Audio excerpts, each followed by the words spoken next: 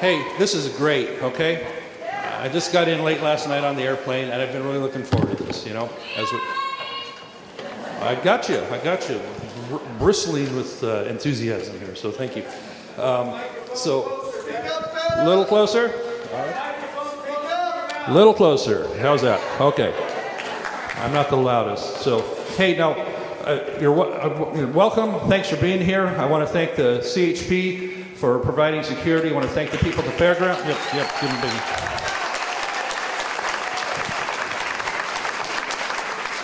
Thank the fairgrounds and their staff for allowing us to use this facility here. We found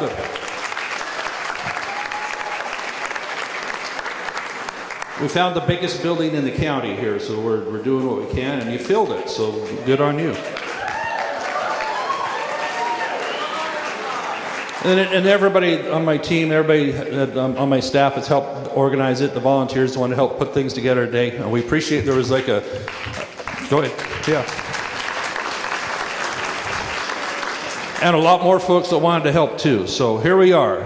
Now, one quick piece of house cleaning. If you're here for the goat show, that's over on the other side, okay? So if you got in the wrong building, it's just my job to make sure this doesn't turn into a goat show, yes? So, all right.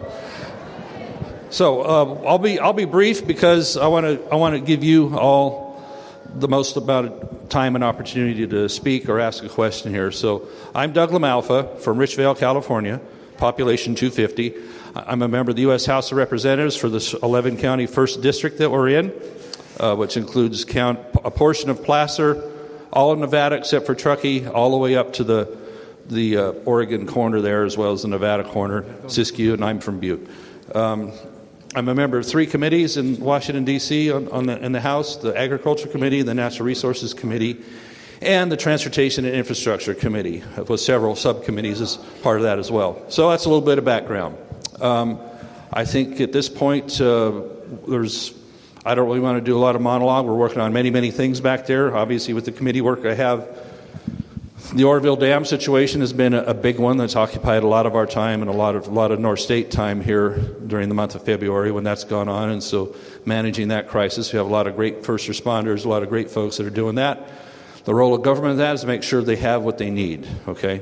So we will have keep monitoring that situation because that's a big one. That's a big problem, but I think DWR and folks have pulled together well to manage a crisis pretty effectively. So the spillway is open again today to keep the lake at a particular level, but we can ask more questions on that if you wish later.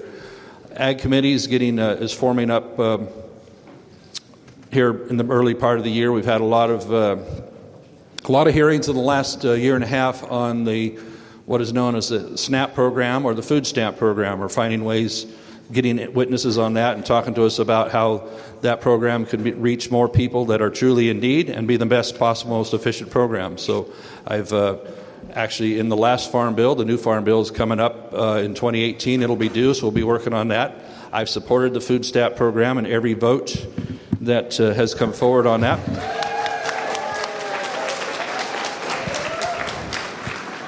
We want it to be accountable. We want it to reach people in need. So this is the balance we're always trying to find in government. Natural Resources Committee, again, we're looking at a lot of things with flood control projects, water storage, forest management. I always think of you right here when we're talking forest management because if things don't go a little better with the way forests are managed, then we're going to be looking at a catastrophic fire that happens often in the state. We don't want it to happen here or anywhere else. Transportation infrastructure, obviously there's a big push to do a lot of infrastructure upgrades in our country. Our highways, our bridges, levees, upgrading those levees, fixing our water. I'm gonna have to get used to these green signs here, okay?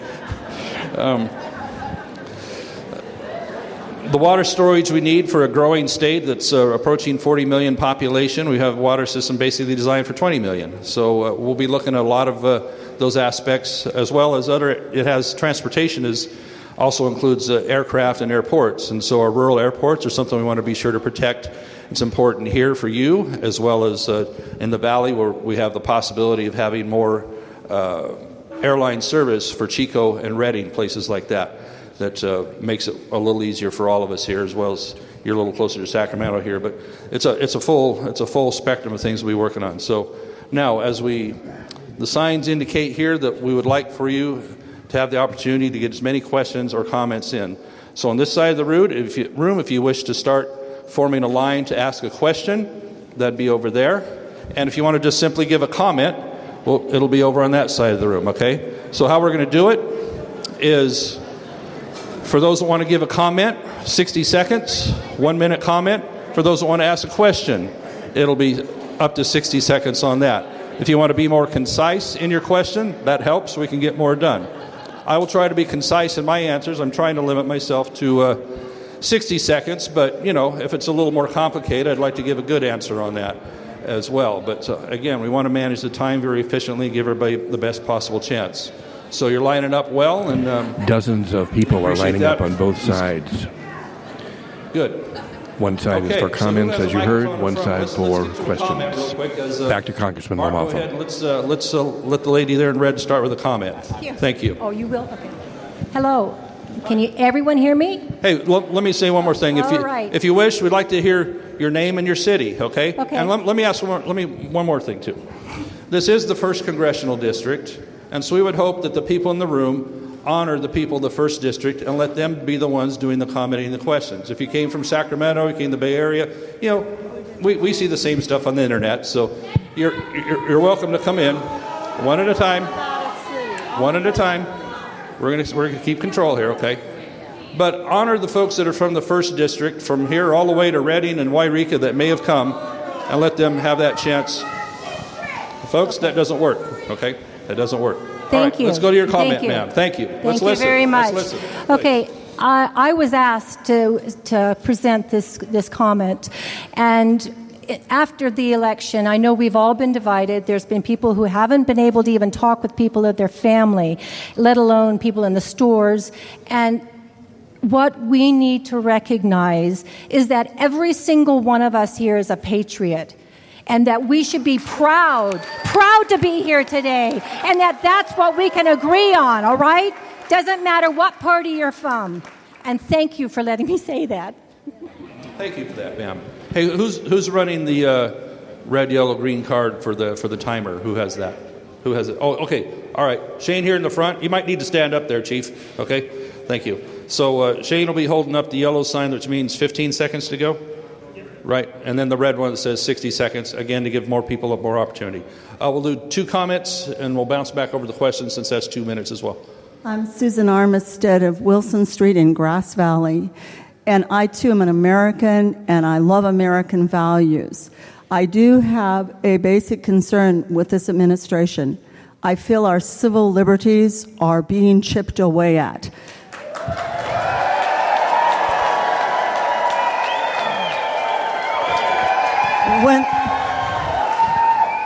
When the President of the United States says someone has to apologize for making a comment, when he says he will only talk to certain press, when he says perhaps we shouldn't have demonstrations, those are First Amendment rights.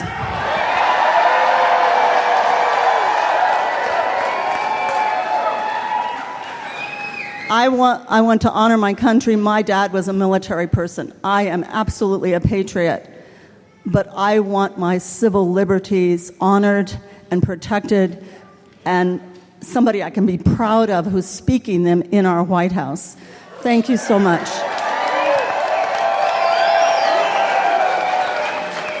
Okay, thank you. I'm not going to comment on comments, as it's your time. Let's go over here to the first question. Thank you, Congressman, for coming today. We really appreciate it. You're welcome. My husband is on Medicare, and I am on the Affordable Care Act. And in your phone town hall the other day, it really concerned me that I heard things that really aren't true. I don't know. How many of you are all on the Affordable Care Act here? Great. So my costs went down $100 this year. So I'm saving $1,200 a month. $1,200 this year on my health care. It's good. I don't want to take it away. With the Republicans' Health Care Act, I will not be able to afford insurance, from what I've read so far. I'm 57 years old. I would have to sell my house So I want to know if you would commit to not supporting the bill that has been put up right now.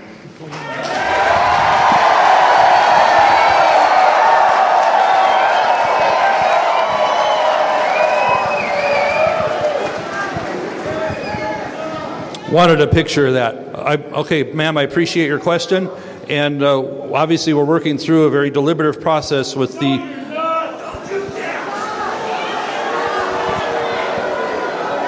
It's your time, folks. It's your time, okay?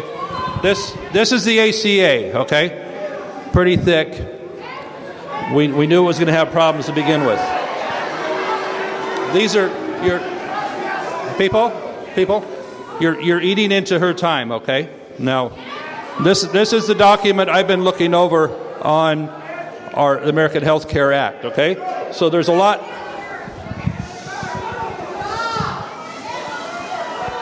We'll get to you. Hang in there. Now, hey folks, I don't want to have to do this, but if you want to get the question answered, if you want to hear the comment, you want to hear the question, we got to contain ourselves, okay? All right? My wife's a teacher. Don't make her lower the boom, okay? So, all right. Now, I have not taken a firm position on the bill, but I do know that the Affordable Care Act is in big trouble, okay?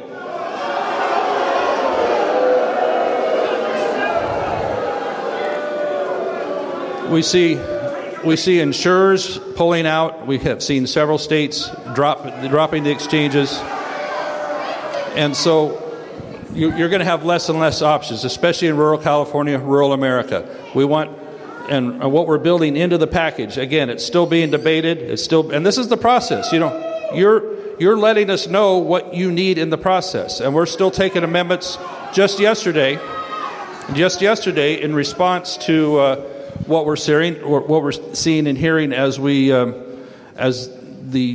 process is being fleshed out, is that we're hearing a concern that seniors' rates might be going up so much under the new plan. So what the speaker committed to us yesterday in our morning conference meeting was that they're seeing that flaw, that issue, and I got you. I'm going to go a little longer because let's kick this off, okay? The speaker committed to, look, we're seeing that as this formula plays out, it's probably going to have an effect on seniors a little more than we want to. So we're formulating an amendment on that to make it work where seniors will be made whole in that. It's very complex, and I'm sorry about that, but... I'm sorry? We can't get there. That'll be a separate question, okay? But my commitment in this is that we have to have a system that offers more choices, and you're having less and less choices for what your insurance is going to be. It's a sea of red, which they say disagree on it. People are holding up hundreds of people. And also, the questioner asked about universal health care, where you couldn't hear her, and he said can't go there. That system to work, but we know when we see that the ACA is in the death spiral of cost and less people enrolling.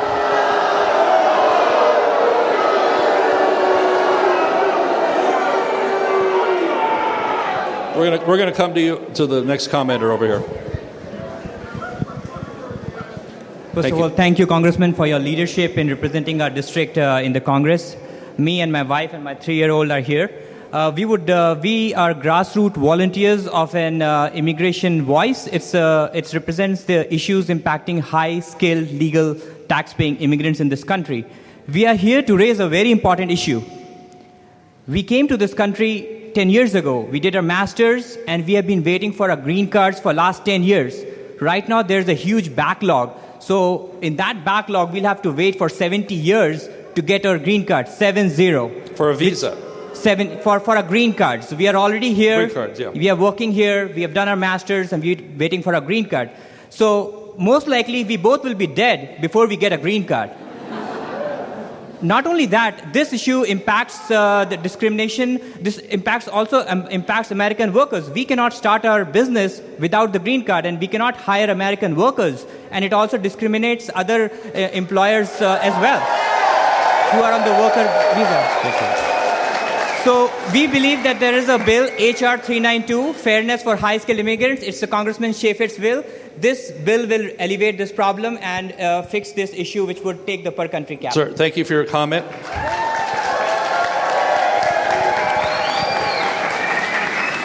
I'm aware the system is not working that way. We need to put more effort into having it where people want to play correctly, that want to do it as you're doing it, are rewarded by timely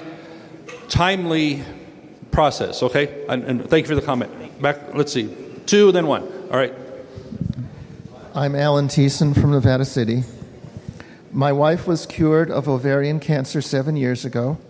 We believe she would have died if we had not had... Can you hear me? We believe... sorry, I'll start over if you couldn't hear me. I'm Alan Thiessen from Nevada City. My wife was cured of ovarian cancer 7 years ago.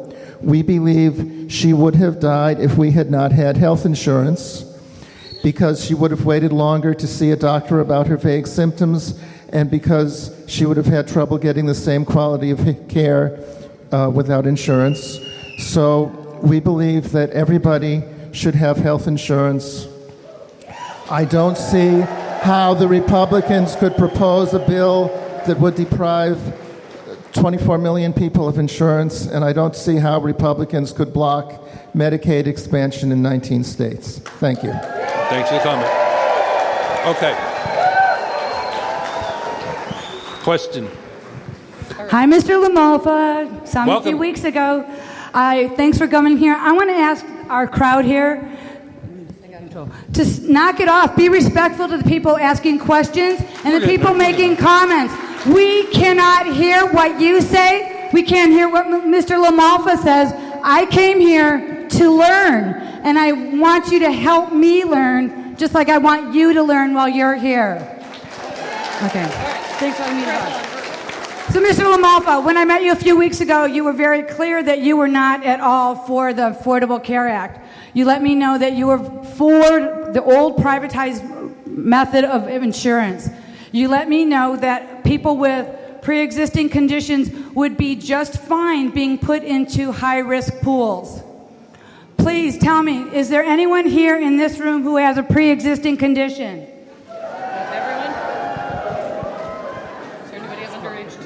Is there anyone under the age 2 here that does not have a pre-existing condition? Mr. LaMalfa, this entire room will be put into a high-risk pool.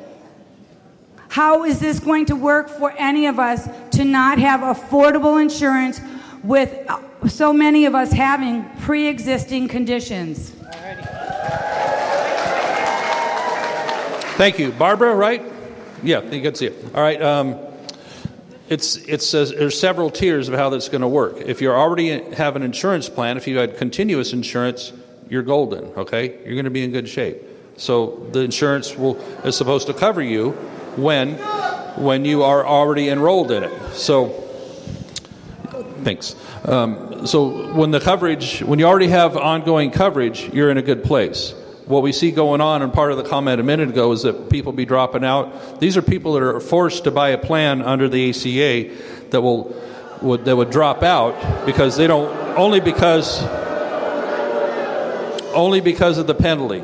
So what we need is more people volunteering, wanting to be in an insurance program that works for them, whether you're young and single or middle-aged with a family or on the older end of it.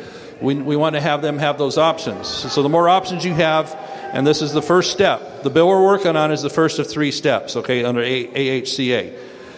It's a first step to take the fiscal portion of it under the rules of the Senate. That's what we can work on immediately. Then our Secretary Tom Price will be able to. There's 1,400. I'll take some extra. There's 1,400. The Secretary shall in this document. Okay, there is 5,000. This shows how it gets so unwieldy in government. There's 5,000 guidance letters that have been issued by Health and Human Services on how to make this thing go. Okay, so we're talking about people with pre-existing conditions. There's several methods we're looking on that. Okay, we want health insurance costs to come down for everybody that is paying in. This is the ones I hear about for the most are middle income, generally young families that are finding they can no longer afford to carry insurance. So they might be either paying more than they can and foregoing a mortgage payment or other things that they want to do with their lives because the prices have gone up. I could show you another one just sent to me this morning, but I won't. That somebody from up the north end of the district that is pleading with us to try and help get the cost down. The immediate effect of just this bill will be 10 to 15% cost reductions on premiums, coupled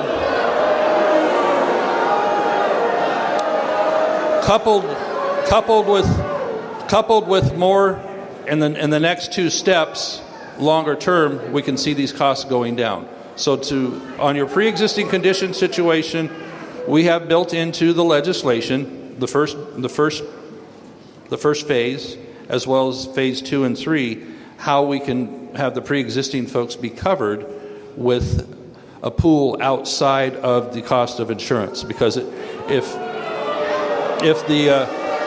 people cannot afford their insurance, more and more people will drop out. And we don't think a mandate is what America is about. You shouldn't be forced to buy something that the government is telling you what to do. So we'll answer that more of this as ongoing. Okay, I got to move around. Back over here for the comment. 24 million. Gotcha. I got the number. Thank you. My name is John Hill. I'm a resident of Nevada City. I've been a Nevada County resident for 43 years, and for the last 2 years, I've been battling cancer. Thanks to Medicare, I am still alive. If it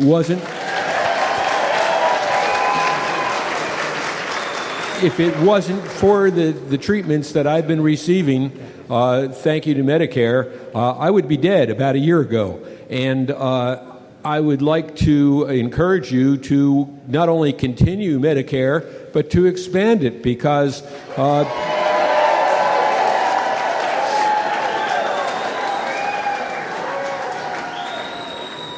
if like a lot of politicians are saying that we should delay the onset of Medicare till 67 or 70 years old, there is no way that I could have possibly afforded the treatments, and I'd be in my grave. So I'd really appreciate it if you would continue Medicare the way it is, just like the president promised in his campaigns.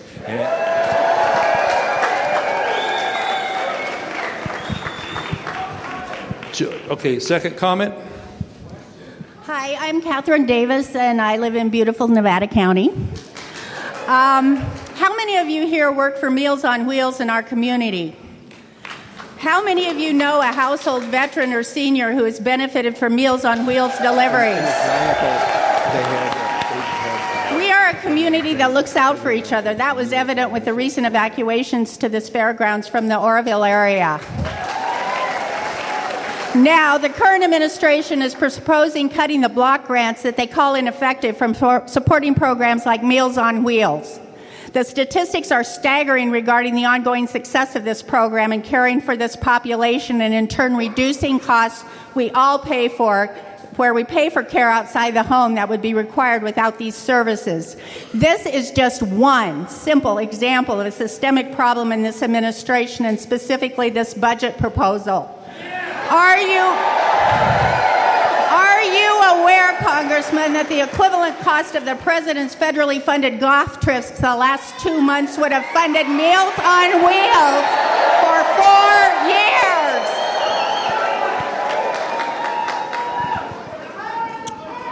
Quickly, it's a budget proposal, okay? It's not done yet. Okay, we have a brief commercial break here. The line on the question side has got to clear the doors.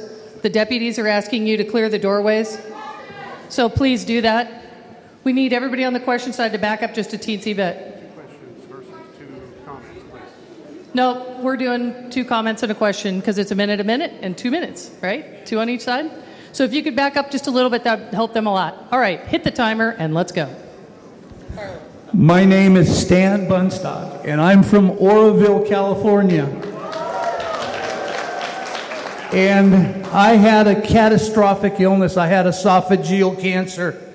I would have lost everything. Thank God for Obamacare.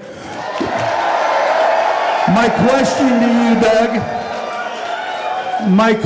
to you, Doug, is the Un-American Wealth Care Act, Trump Care, Ryan Care, whatever they want to fight and call it, seems to favor the rich with tax breaks. And we're kicking people off of health care that really need it. Myself, I would have died. I would have lost everything. I had esophageal cancer. Thank God for the Affordable Care Act. What are we going to do, Doug, to take care of the people? It can't be what you're saying. The Un-American Wealth Care Act does not work. It's not worth the paper it's written on. Repair. Don't replace Obamacare.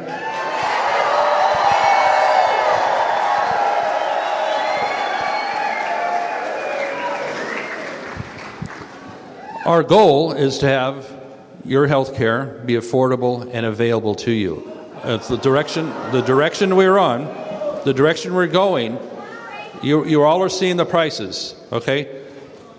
Insurance, a rate in California going up about 13% this year, projected to go up 17%, going up 17% next year.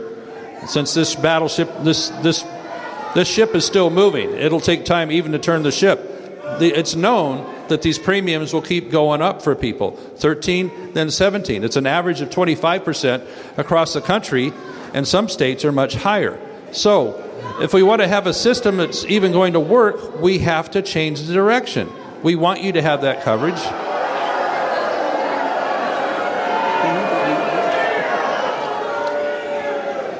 Hey, the easy thing would be to come in here and say, hey, let's just keep going along as we go along. We could leave it in place. That'd be the easy thing.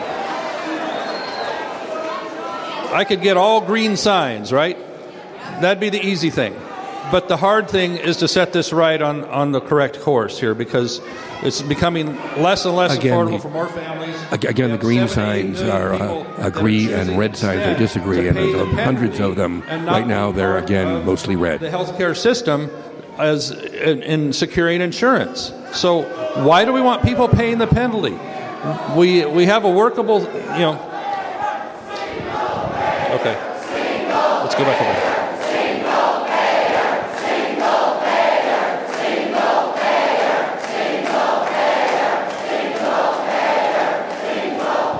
The crowd is shouting single payer. Next comment. Mr. LaMalfa, thank you for coming here today. I appreciate it. My name is Lisa Cowden, and I live in Nevada City, Grass Valley area since 1982. I am part of a small company that was started here in our county. How many of you work for small companies that were homegrown here in Nevada County? Okay. I have a grave concern about President Trump's policy with immigration and his banning on certain countries. I'm about ready to head off to the National Association of Broadcasters. Our company manufactures equipment that is sold around the world. In fact, the president is right now in Dubai trying to sell more of that equipment.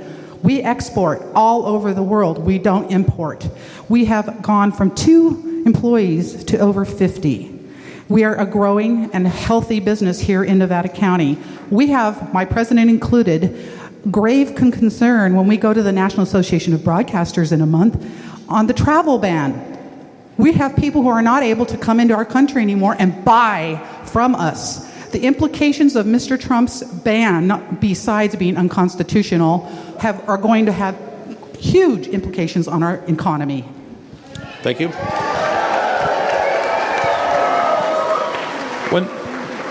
I'll address it when it comes up in the form of a question. Thank you for your comment. Next.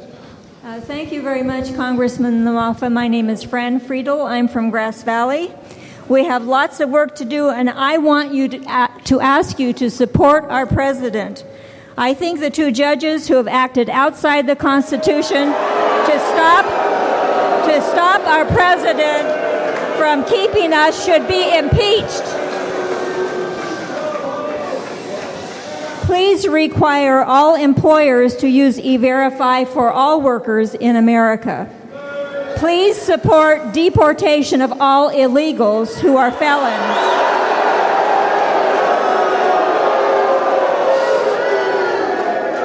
I ask for your support for tax reform and the fair tax. I ask for your support of a strong military. I ask.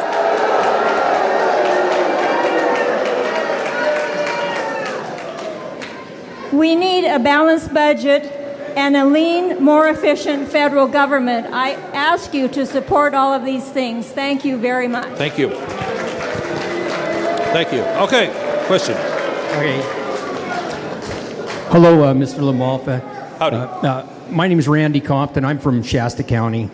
I'm sorry, Rand? Yeah, Randy Compton. Randy, good to see you. Yes. Do you accept the scientific realities of anthropogenic global warming as described by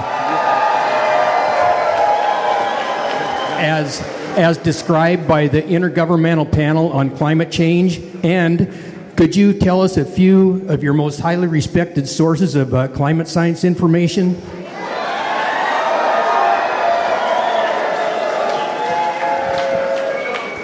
The second part would be long-time meteorological data that is kept, that is not tampered with. Okay.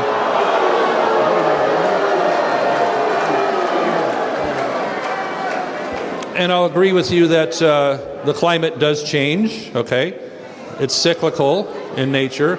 And I think the core that you're really cutting to is how much of it is human-caused, right? That's where you're really going, okay? So what percentage of what is happening on the globe is caused by human activity versus nature or other effects, subterranean or from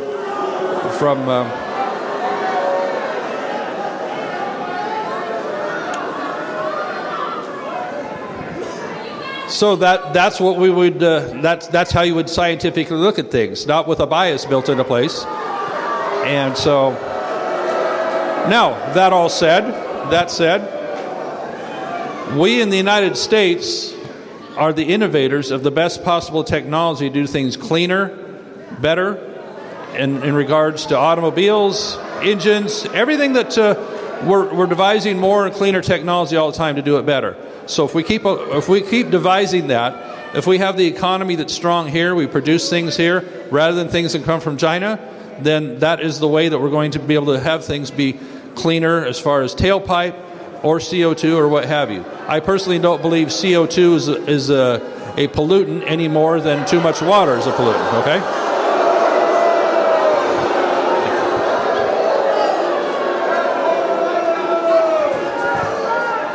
Got it. Thank you. All right.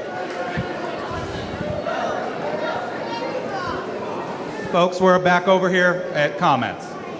Good afternoon, Mr. LaMalfa. Thanks for being here. I'm Trina Hunter from Nevada City, California. And I'm glad you brought up that Americans are innovators and working towards fuel efficiency. So I'm confused as to why you're supporting Scott Pruitt's recent proposal to cut back fuel efficiency standards. And I'd also like to mention that Nevada County is actually ranked as one of the worst counties in the country for air pollution because of ozone pollution.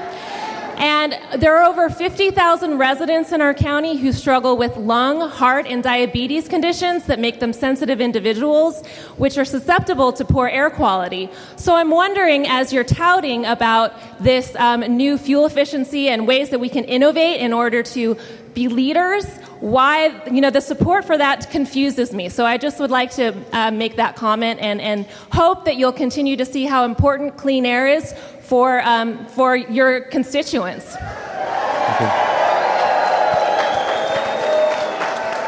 That's a matter of letting the innovation catch up with the mandate. Go ahead. Thank you, Congressman LaMalfa. My name is Joanne Rebane. People, come on. Your time. People's time. Hey, folks, please, so everybody can get through this, interruptions make it slower. Joanne Rebane, Nevada City. The population of Nevada County is about 998,000 people, and it has been since 2012. The percent of the population employed has remained at 29% in that same period. In these same years, 2012 to 2016, despite Medi-Cal expansion enrollments going from 9% of our population to 21% of our population now, still 17% of our population remains uninsured. Most disturbing to me is that the number of people in poverty continues to increase from 9% in 2012, and now it's 12.4% of the population. I'm looking for federal action to grow the economy and grow business formation to reverse these trends. Thank you. Thank you. Rural jobs, rural opportunities. Question.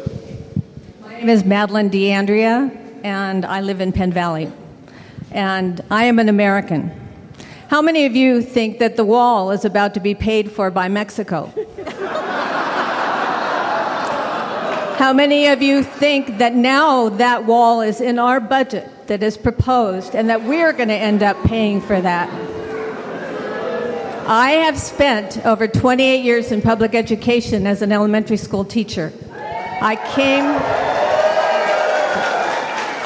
came today because I owe the children I have taught my passionate response to the injustice I see in the agenda of this administration. I have spent my life teaching compassion, kindness, inclusion, thoughtfulness, and understanding. And those principles are not at the heart of what I've seen in this administration's thinking, as demonstrated in the past 7 weeks.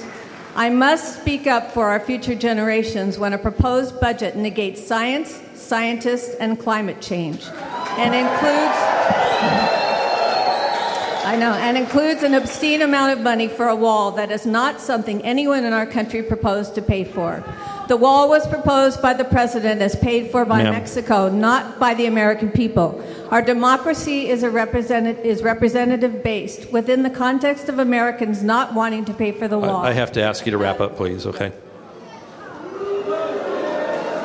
Hey, we do it in committee, okay? This is the question. Within the context of Americans not wanting to pay for the wall and that money represented in the proposed budget, how do you personally balance representing the popular vote with the electoral vote concerning the wall and other issues?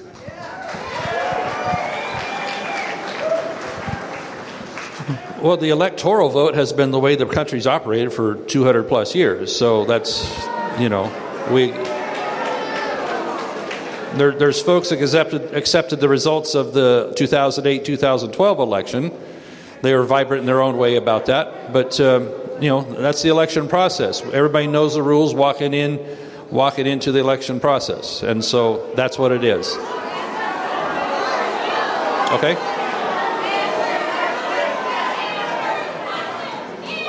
It's actually designed to protect small states. We probably wouldn't even have a union. We would not have a union had there not been a compromise, so small states wouldn't be protected from the mob rule by large states. So it's a check and balance, which the founders are very genius in looking at that way.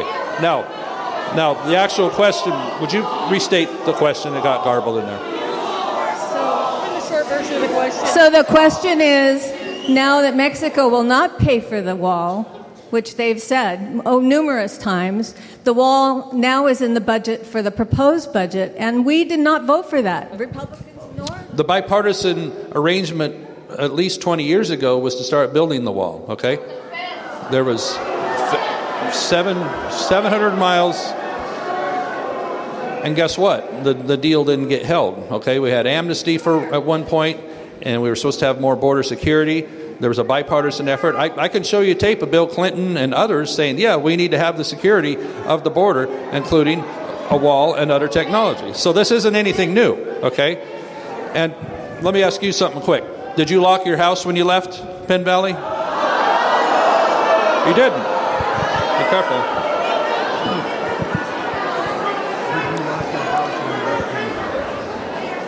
For obvious reasons, I have to lock mine, right? Generally, people want security. They lock their home, they lock their car. We're allowed in this country to control our border. You don't want to control the border, okay? All right. Nevada County says don't control the border, huh?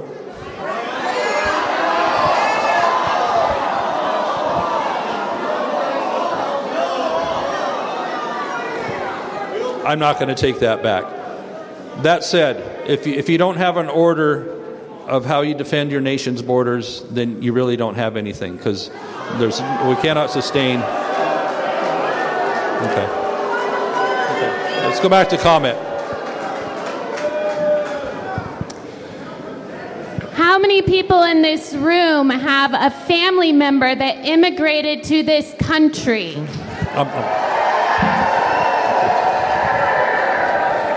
Thank you. The following comment is dedicated to immigrants everywhere. Ishkala mabud lila, Ishkala mabud lila, Ishkala mabud lila, Ishkala mabud lila. All I ask of you is forever to remember me as loving you. All I ask of you is forever to remember me as loving you. Thank you.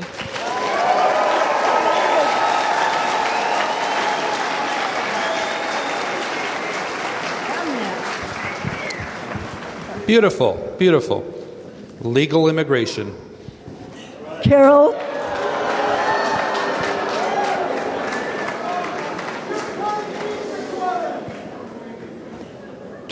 Kazora, Grass Valley. First of all, we have signs so we don't have to yell. That's smart. That's good. Yeah. Now, don't look now, but climate change is going to eclipse all other issues. What many people do not understand is the effect of atmospheric methane. Methane has 86 times the heat trapping capacity, solar heat trapping capacity of carbon dioxide. And fracking releases methane into the air everywhere they try to frack. Now, the ocean and the reservoirs and the tundra also release sequestered methane when they get warm, and they release it to the atmosphere, adding to that effect. There's a vicious cycle, a positive feedback loop. If we heat the atmosphere, release the methane that heats the atmosphere, that releases the methane, etc., that could escalate out of control, and then we cannot do anything about it. So we better do something about it now. Thank you. Thank you. Okay, question time. Hi, Mr. LaMalfa. That's okay, I'm a little short. My name is Mindy Oburn, and I've been a resident of Nevada County for almost 40 years now. I have to tell you, I'm on Covered California, and it has saved me $10,000 a year in premiums. Okay. Now, before anybody gets too excited, I wanted to let you know that I was not for the Affordable Care Act because it still kept the insurance companies as the payer for our healthcare system. If there's a problem with the insurance rates still going up, it's because the health insurance companies are still in control.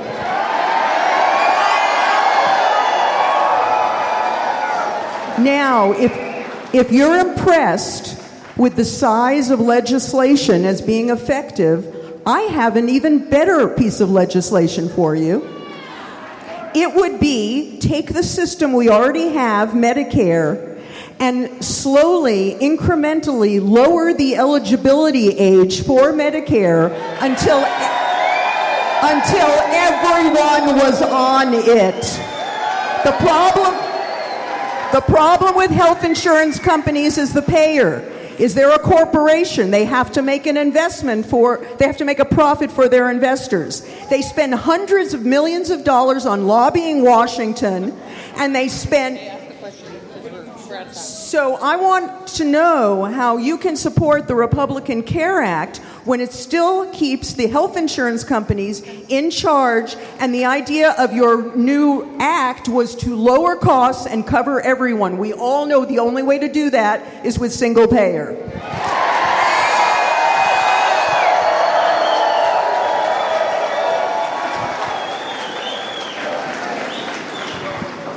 Well, I will disagree with you completely on single payer.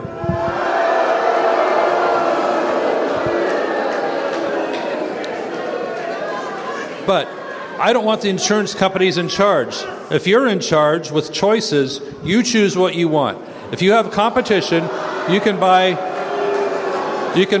purchase the size, the type, across state lines, a policy. You're going to have more choices because your choices are already being limited.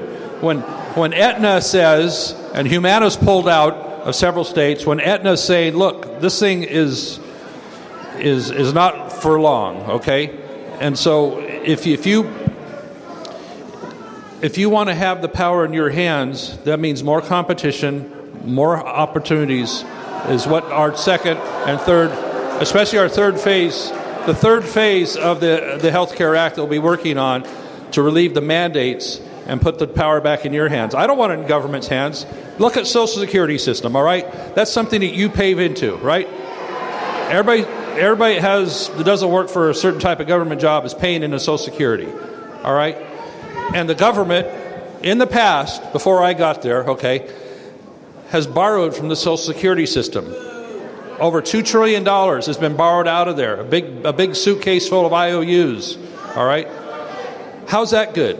How do you trust Washington to manage that for you? And if you want to look at I don't want them to manage it. We're going to throw it back to the state level and the choices in your hands.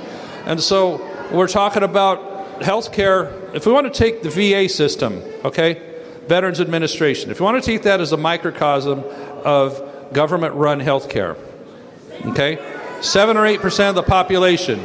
Some veterans tell us, hey, we're being treated well. The folks that go to Reno, that work with that office up there in the local clinics, a lot of them are doing okay. But we've heard the horrible stories about how some of them, they have fake lists and they have to wait months and months. We try to do through Veterans Choice the opportunity for them to be able to go to local doctors, local clinics, have that choice locally. Everybody likes choice, right?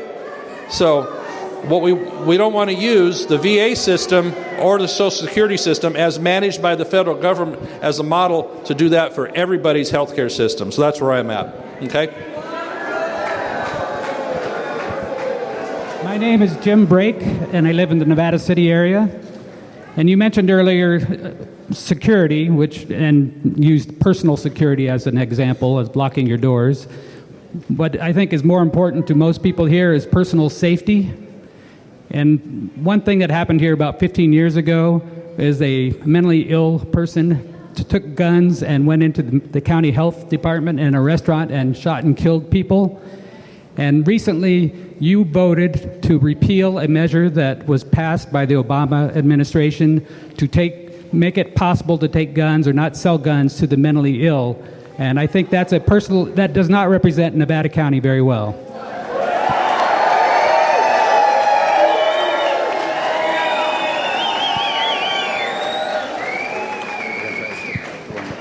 We'll come to that if given, but that's not entirely true as stated. Okay, there's some information needs to come out on that. Next question. Hello, my name is Josephine McProud, and my husband and I are farmers here in the Grass Valley, Nevada City area. Thank you very much for working on SNAP benefits for the most at-risk people in our communities. That's one thing we can agree on. I'm here to tell you, as any working farmer will tell you, climate change is real. It's happening now in real time, and we see it every day. I want to know what we can do in Washington without debating the causes or the science, what we can do now so that I can continue to grow your food and my children and grandchildren can continue to grow your food for your children and grandchildren. Also, immigration, as you know, coming from a farming community, the immigrants in our community not only play an important part in farm labor, but there are shortages of farm labor. They are also important members of our community. We live with them. They're our neighbors. We worship beside them. Thank you. Anyway. Thank you. Compassionate immigration reform, please. Was that two? Yep, we have a question on this side. Okay, yeah, thank you. Representative LaMalfa, the people of California, including Nevada County, voted for Proposition 59, instructing you and all of the other congressional delegation of California to support an amendment to the Constitution that would clarify that money is not speech, so that our $25 donation would mean something instead of the millions going from big corporations or the extremely wealthy, and that corporations should not have the rights, the constitutional rights that were given to us as people. And I want to know when you're going to co-sponsor that amendment, which has been entered into the House of Representatives and is sitting there waiting for your co-sponsorship.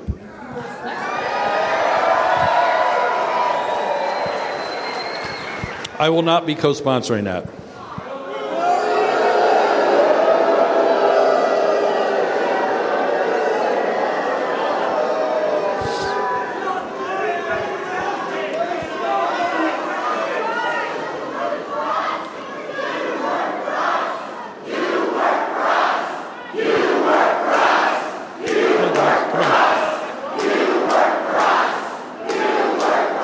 Yes.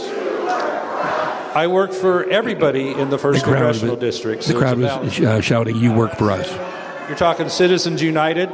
Well, the court upheld that is a legal activity. And so when we get to the point, thank you again, when we get to the point where, look, I hate money in politics, okay? I hate it.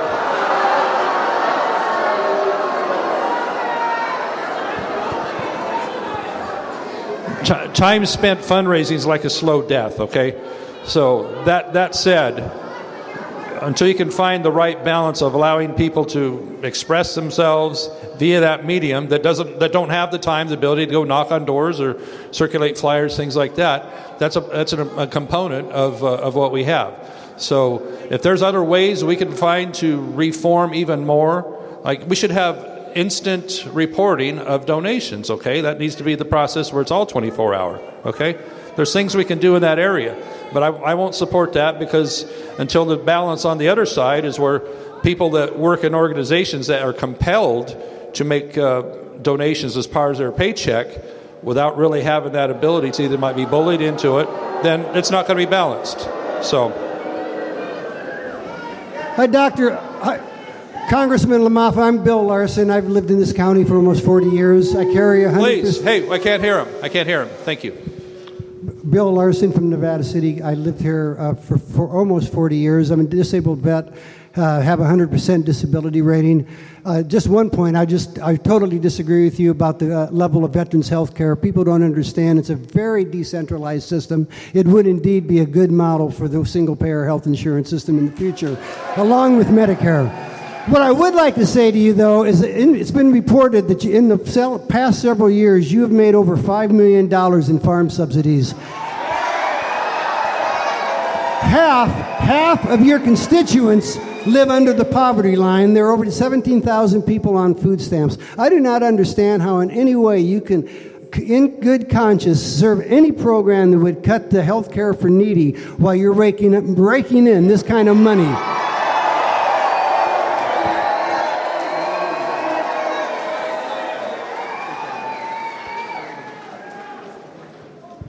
While we're waiting for the second comment, my first vote ever that had to do with the Farm Bill, I voted to eliminate the direct payment program for farmers. Okay, it's insured now. Second one. Next question. Next comment. Good day.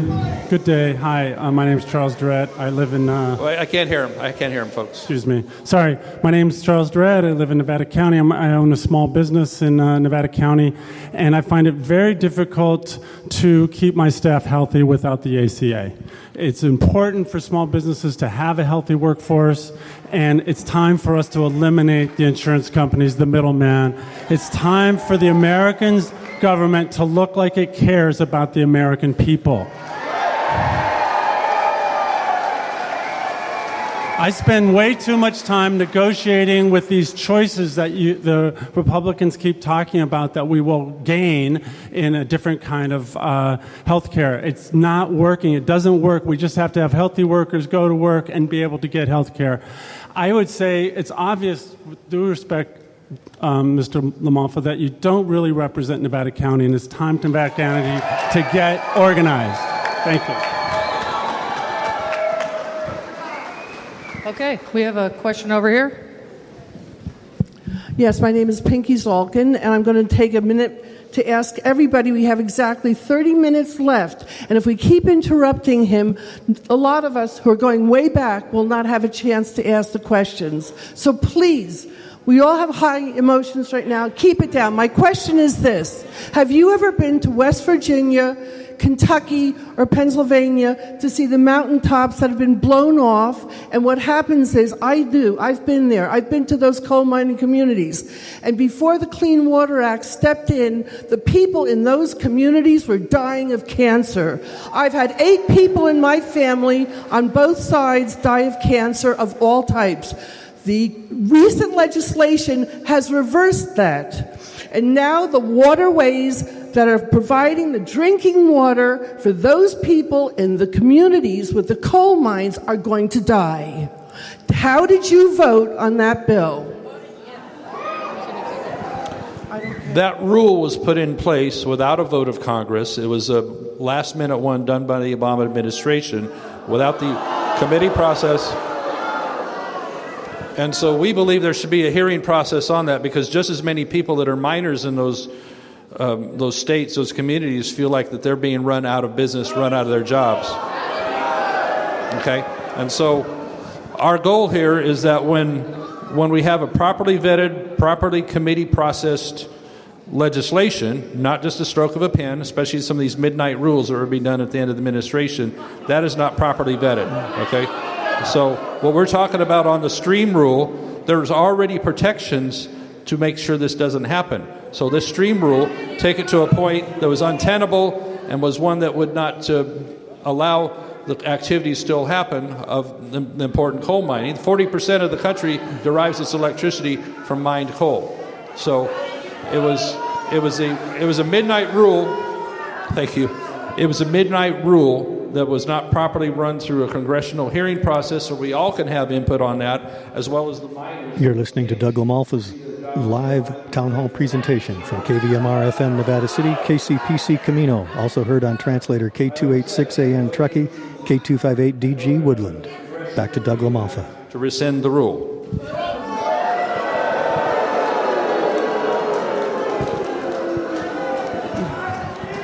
Okay, back over here. Yes, thank you.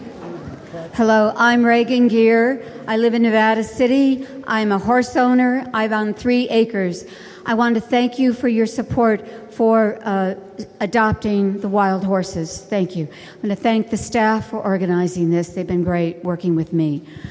My comment is I have visited Alaska 4 times, and one of the greatest thrills of my life is being in the wild with the grizzlies and wolves. On February 17th, you voted to overturn a fish and wildlife rule that stopped a set of appalling and unsporting practices. If made into law, it will allow Alaska to condone the shooting of grizzly bears from helicopters, trap them with steel-jawed leg holds where they can die slow and painful deaths,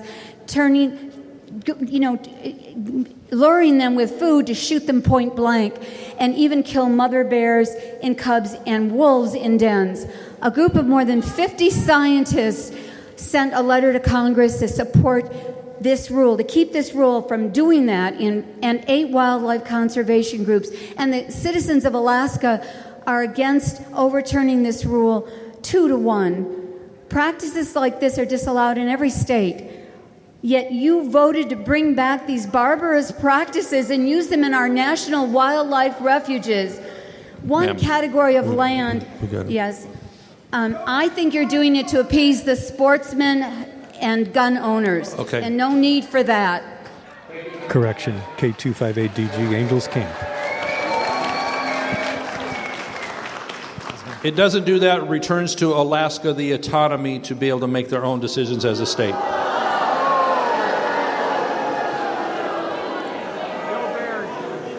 Hi, everyone. This is Al Shadman from Chico, California. Over the past 35 years, we have seen a massive transfer of wealth from the 99% to the 1%. This has been a bipartisan effort. All recent administrations have embraced neoliberal junk economics in which that favors privatization and deregulation, especially of the fire sector, finance, insurance, and real estate. And now we have a 1% president who has surrounded himself with a 1% family members and a 1% cabinet. Every indication is that this 1% president, along with the Republicans in Congress, will accelerate this transfer of wealth to the 1%. The AHCA would be one example, $156 billion in tax reductions for the rich. HR 610, educational vouchers. They will be a tax break for rich people so they can send their kids to private school. Gutting the Dodd-Frank Act, the only thing that is keeping Wall Street from doing the same shenanigans that they did before. Privatization and deregulation wholesale. So my comment is, please act in the interest of your constituents, these people, the 99%, not the 1% moneyed interests of multinational corporations. Vote against the AHCA, vote against school voucher programs, vote against any attempts to deregulate the Dodd-Frank Act and take away our public comments. Thank you very much. All right. Thank you. Really, folks. Now, even when I'm talking in committee and I hit that end mark there, the chairman starts gaveling that it's time. So, we're just asking to stay on the timeline, sir. My name is Don Baldwin, and I work with the Nevada County Climate Change Coalition. So I'm speaking on behalf of about 140 individuals and groups that believe that global warming and climate change is the number one issue of our time. It's a coalition of 25 military and national security experts, including former advisors to Ronald Reagan and George W. Bush, has warned that climate change poses a significant risk to the United States national security and international security that requires more attention. I'm wondering, and also now 15 to 20 Republicans have indicated they share this concern. Will you join with them in their concern and address this if it is economically feasible? Of course, I share concern on how we do things cleaner and better and more efficient in order to have less exposure to whatever the threat might be. Now that said, if we're a country of innovation, if we're a country of a strong economy that continues to innovate cleaner tailpipes, cleaner power plants, we're moving in this right direction that we're talking about here. So let me hold on. Let me throw it to you. Just in 30 seconds, what couple of steps do you think we should be doing that we can actually make policy on? Just give me a couple. Well, first of all, don't cut the Environmental Protection Agency.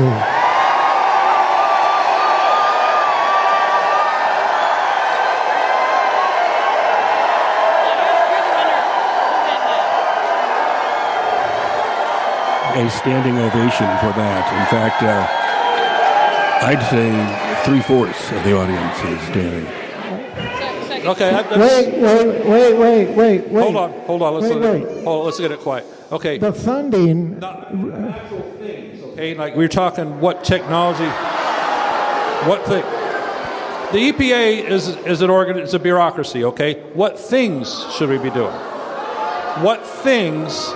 We're gonna roll some time here.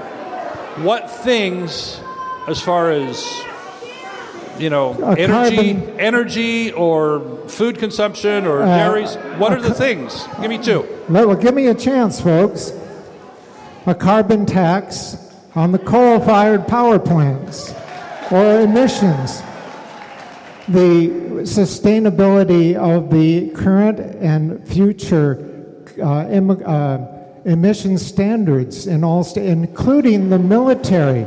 The military has the largest carbon footprint of any agency in the world. Okay, let me tap in on your. We'll just roll for a minute. We're talking power plants. Here's one of the things I'm really driving at in the Natural Resources Committee. Now, we need to produce energy for all of us, one fashion or another, right? Nobody likes coal too much. I get it. Natural gas burns pretty clean. We have a lot of that. But right here in our backyard, big part of this congressional district, big part of California and the western states, we have this material out in our forests, the biomass, that I think we would have a win-win-win if we could harness that material and be using that as our renewable energy to meet the renewable energy mandates.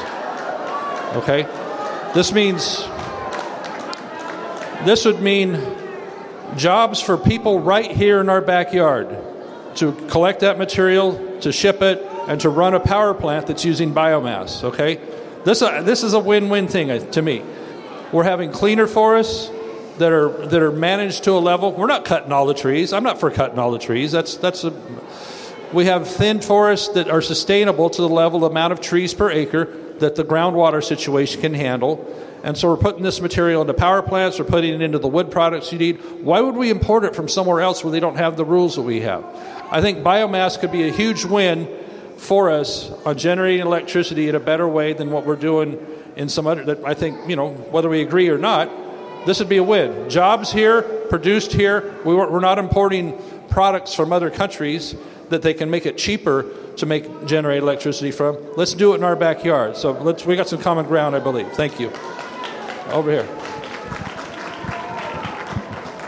Hello, I'm Ron Patich from Auburn. By the way, biomass still results in CO2 emission. The GOP denies global warming is caused by man. President Trump, Jim Inhofe, Senator, call it a hoax. Neither of these men have the scientific credentials to offer an assessment on global warming. Here's the pivotal issue. Thousands of climate scientists tell us that man is creating global warming, but exceedingly few climate scientists deny man-caused global warming. I'm a technologist with 5 decades of experience in high technology, but my opinion on global warming is immaterial. I urge you and the government to heed the comments of legitimate climate scientists, and I emphasize climate. And please ignore the comments of those who lack the scientific credentials. Even China are now reducing CO2 emissions. It's time for us to step up to the plate. And thank you. Thank you. We're miles ahead of China. So, besides, we're all making CO2 right now, right? Trees dig it.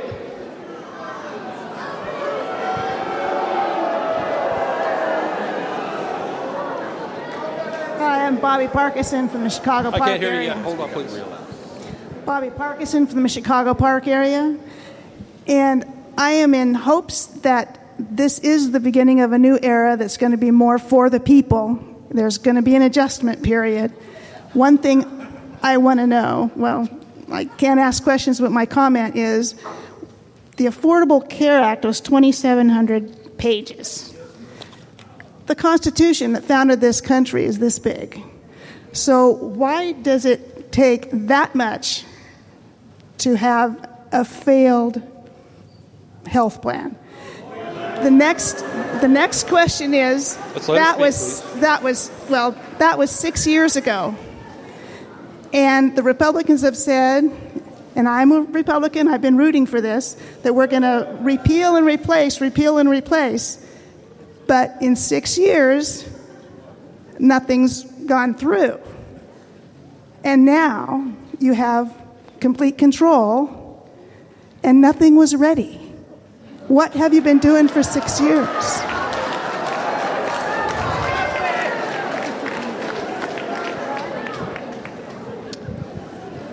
Thank you for the comment. So I appreciate it. See, I kind of get it from both ends, don't I? I don't mean any disrespect by that. So, we're just trying to work through this to get the most possible choices for the most possible people. Let me get to the question. Hello, my name is Annika Welch, and I would like to thank you for coming out and speaking to us. You're welcome. I live in Nevada City as well. I also happen to be a part of the LGBTQ community, and I live a happy life.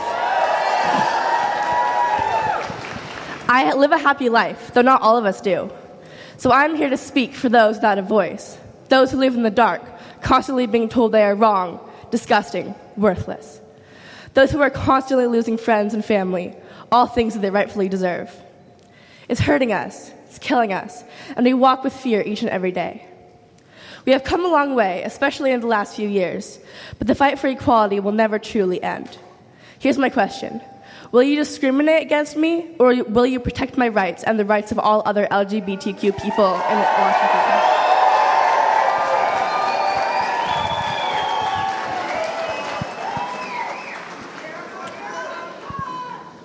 Well, Scripture teaches me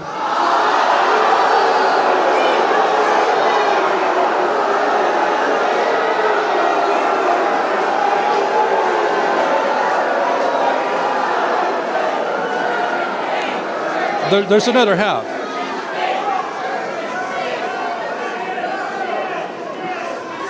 That we are to act from love, okay?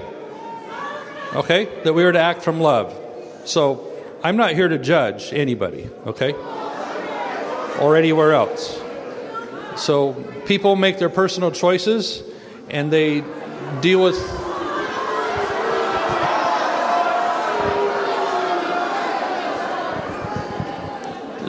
that on their moral code, okay?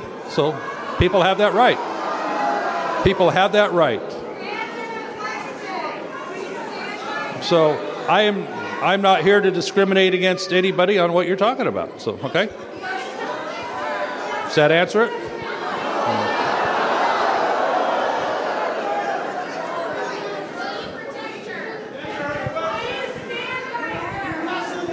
You are due the same protections as anybody else in this country. Okay, comments. My name's Pam Larry, and I'm from Chico, and I am hearing a lot of concern, understandably, about both the Health Care Act and our environment. And I would like to speak, which is in a really important area that you are involved in, is that both can be very much ameliorated by changing our food system and our agricultural system, because health starts with good food, good, clean, safe food. And also, agriculture contributes a tremendous amount to our greenhouse gases, particularly methane. So a good solution, you asked for solutions. The biggest one that I can think of, although there are a number of them, is for our federal government, rather than supporting large, huge corporate agribusiness, is to start funneling that money toward feeding people instead of growing commodities, and supporting, in particular, young farmers who don't have the opportunity to get land.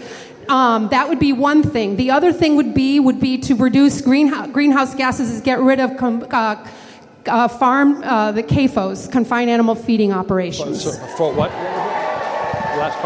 The last part? Large CAFOs, confined animal feeding operations, that produce a lot of methane, and return cattle, provide support for farmers to do more pastured meats, so that it replenishes the soil in important ways. Okay, thank you.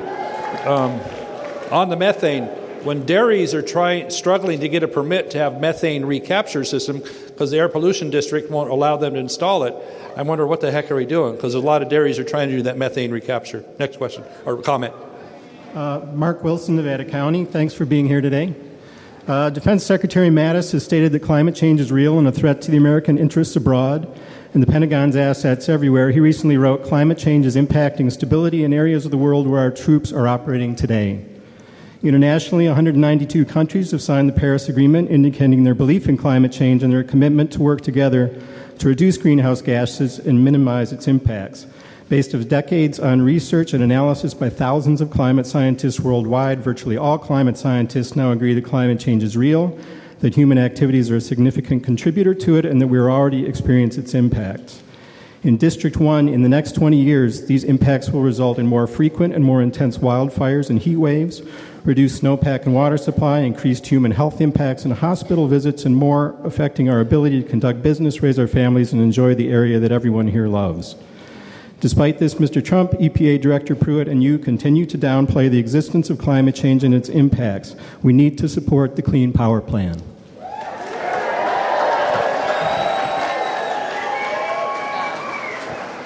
Okay.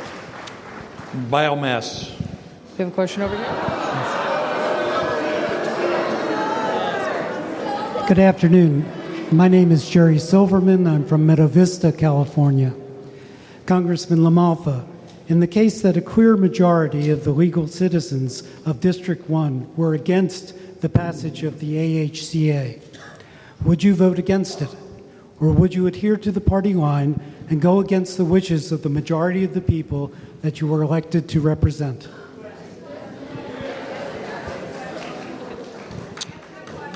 Well, I don't look at things just in a majority sense or a party sense. I don't. As we're sorting through this thing, come on. As we're sorting through this thing, they're shouting, "You work for us," once as again. you might see, I'm getting from the very right wing saying, "You're not doing it fast enough. You should just repeal it. You should just get rid of it." And folks in here are also saying, "Don't touch it." Well, that's not going to work for anybody. That's why we're taking a deliberative process to see how to do this and taking new information. As I mentioned yesterday in our conference committee, we're seeing a potential problem with what seniors might end up paying without a larger tax credit for them. So what we're getting at is that in the issue of the healthcare system, would you rephrase how that question was, please? We'll give him time. It's okay. Sorry. Come on. Okay.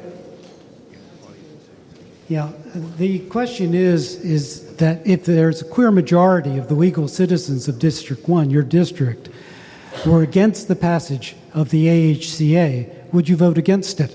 Or would you adhere to the party line and go against the wishes of the majority of the people? Look, the message we're getting is, by and large, middle-income families are pleading with us to change it. Okay? To make it more affordable, to get on a path where they can afford to actually get insurance they like. So I have not told anybody, yes, I will affirmatively vote for this bill yet, okay? It's still a work in process. And let's talk about the process. Let's talk about the process for a minute, Nolan. The bill has already been through the Ways and Means Committee, Energy and Commerce Committee. It's been through the Budget Committee just a couple days ago. It will go to the Rules Committee. It will come sometime after that to the House floor for a vote. They haven't even done anything in the Senate yet, okay? And what we're hearing is that some of the Republican senators aren't going to vote for it because it doesn't go far enough. Yeah. Those green signs will come down if you heard why, okay? They don't think it goes far enough, fast enough. I think we need to have a pretty thoughtful approach on this thing to get to what people that are pleading, that are paying, are being hurt by this thing. So I'm still, again, these binders here, all this stuff, becoming as educated as I can on the bill and understand what it is. This is why, if you're giving us good ideas, on how we can shape this, because the bill is still going to have to go over to the Senate, and there'll probably be some changes made there. If it passes the Senate, it'll come back to the House. It'll go to conference committee.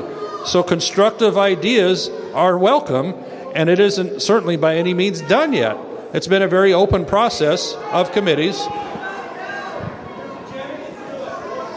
And if you want to update yourself on it, go to readthebill.gop. Okay? All right. Thank you.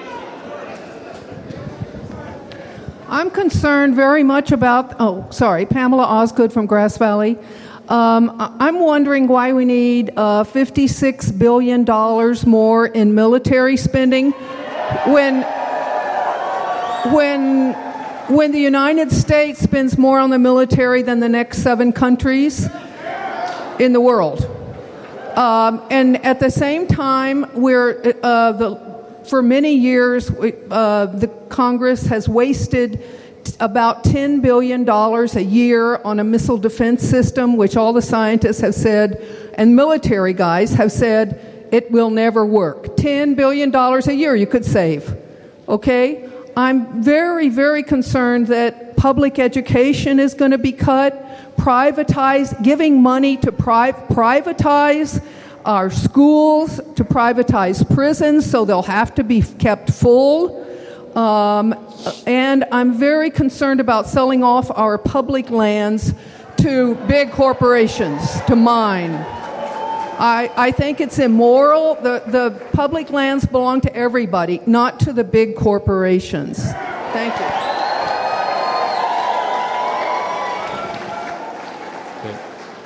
Thank you. My name's Corinne Jones. I've lived in Grass Valley for going on 11 years now. I came here on a fluke. I came to Nevada County and stayed at a safe house that was funded by the VAWA Act, the Violence Against Women Act.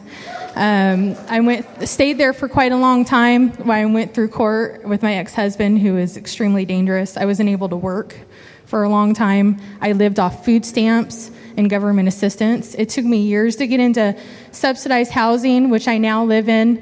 I'm terrified right now. I work. I've always worked. My grandfather helped build the Hoover Dam. My family all worked in the Operator Engineers Union out of Marysville for years. When I go to the store, I buy American.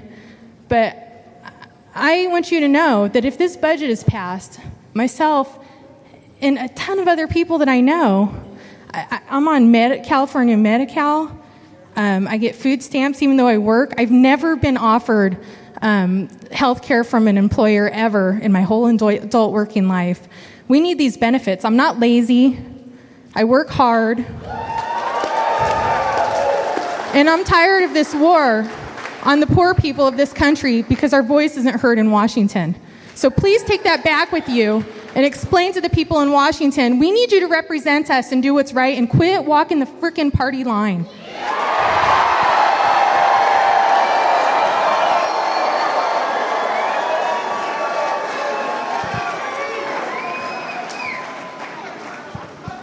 Question. Hi, my name is Jaya Ginsky, and I'm 12 years old. I'm here to speak for my school because I love it, and it's a public school, and I moved countries to come to this school. Well, my question is, will you support and fund public schools and keep a department for them? We do. No, like going forward, not taking it out. We do. 50% of California's state budget goes towards education. The federal portion needs to be more about allowing the state to do what it needs to do instead of federal interference. Okay, I have postcards here from people who didn't make it here, and I'm just going to give them to you. She has cards for you from the kids in her school. Thank you. All right.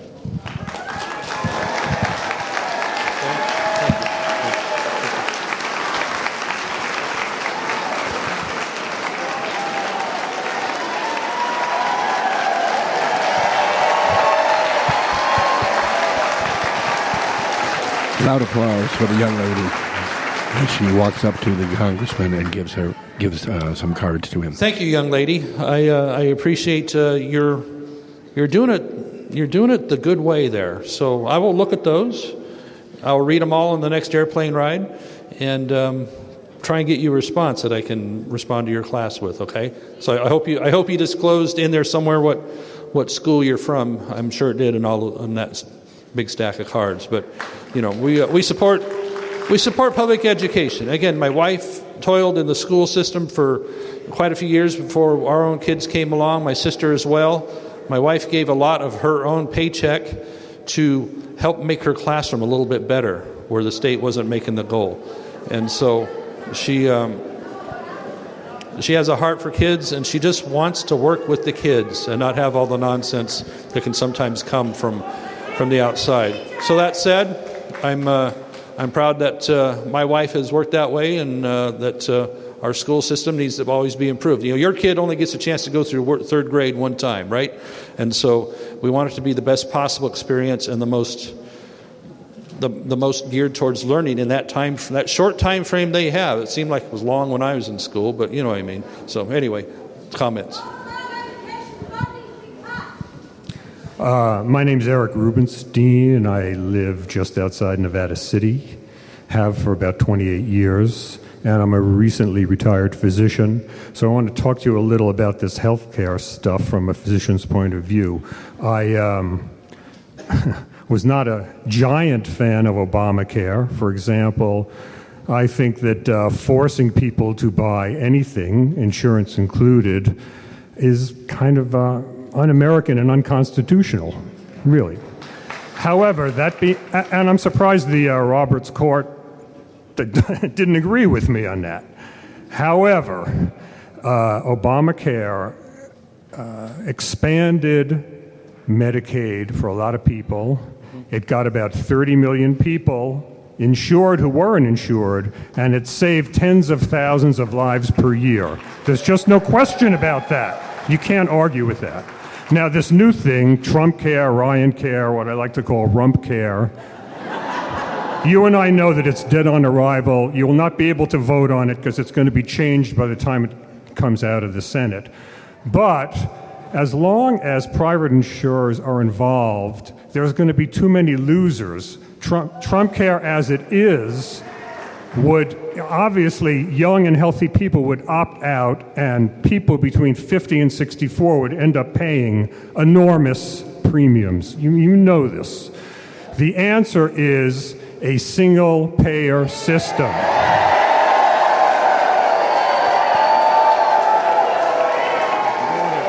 Another standing ovation. Okay. To say that single-payer cannot work flies in the face of reality. Every industrialized country on the planet has it or something like it. People there are healthier, and they pay about 60% per capita of what we do. It can work, and you should support it, sir.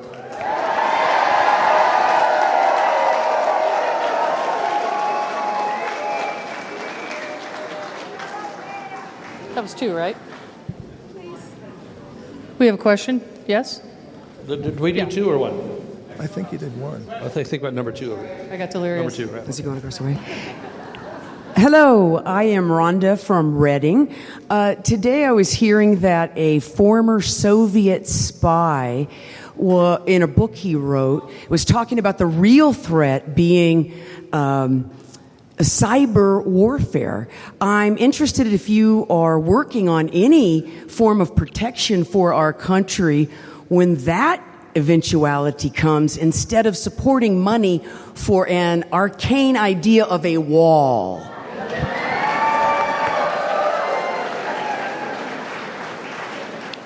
We need to do much more on cyber warfare, as we've seen much hacking getting into a lot of our healthcare system, as well as all the political stuff that we're being talked about. Not much more needs to be done. Gotcha. Okay, hi. My name is Jeff Kane. I've been a medical doctor in this county for 35 years. I'm going to piggyback a little bit on what my esteemed colleague Eric just said. You've said, Mr. LaMalfa, that one of the major problems with the ACA is that prices are going up. And they certainly are. That's quite correct. And what you don't say, but what a previous speaker brought up, is that rates are not set by any government agency. They're set by these private insurance corporations. These corporations are mandated by law to try to make a profit for their shareholders. They have no incentive to lower rates. Financial experts estimate that the operating costs for these companies run between 30 and 35%. In contrast, the operating costs of Medicare run 4 to 5%. That means that of every dollar we pay for health insurance now, 30 cents goes not to health care, but to corporate profit, to advertising, and to the obscene executive compensation that everybody knows about. The question is, with everything that's said about single payer, what exactly is your opposition to it now?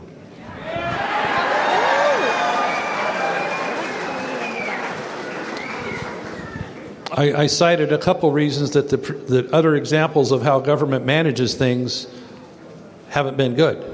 Social Security is a big suitcase full of IOUs, okay? It's been robbed from. The Veterans Administration, that's only 7 or 8% of the population. How their health care has been run, you don't want to have to be in the VA system, okay? So I do not think it's wise to entrust to this or any other government the entirety of the healthcare system.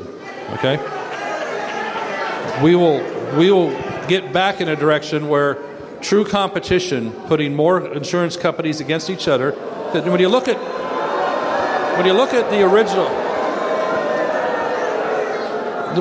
the original concept of insurance, it was shared risk by a group of people. Yes, it's grown in over 200 years of this country to something a lot bigger, a lot more bloated than that, all right? And we do have regulation on that. Right here in California, you have an insurance commissioner. I ride with the former one on the airplane back and forth to D.C., Mr. Garamendi, quite often.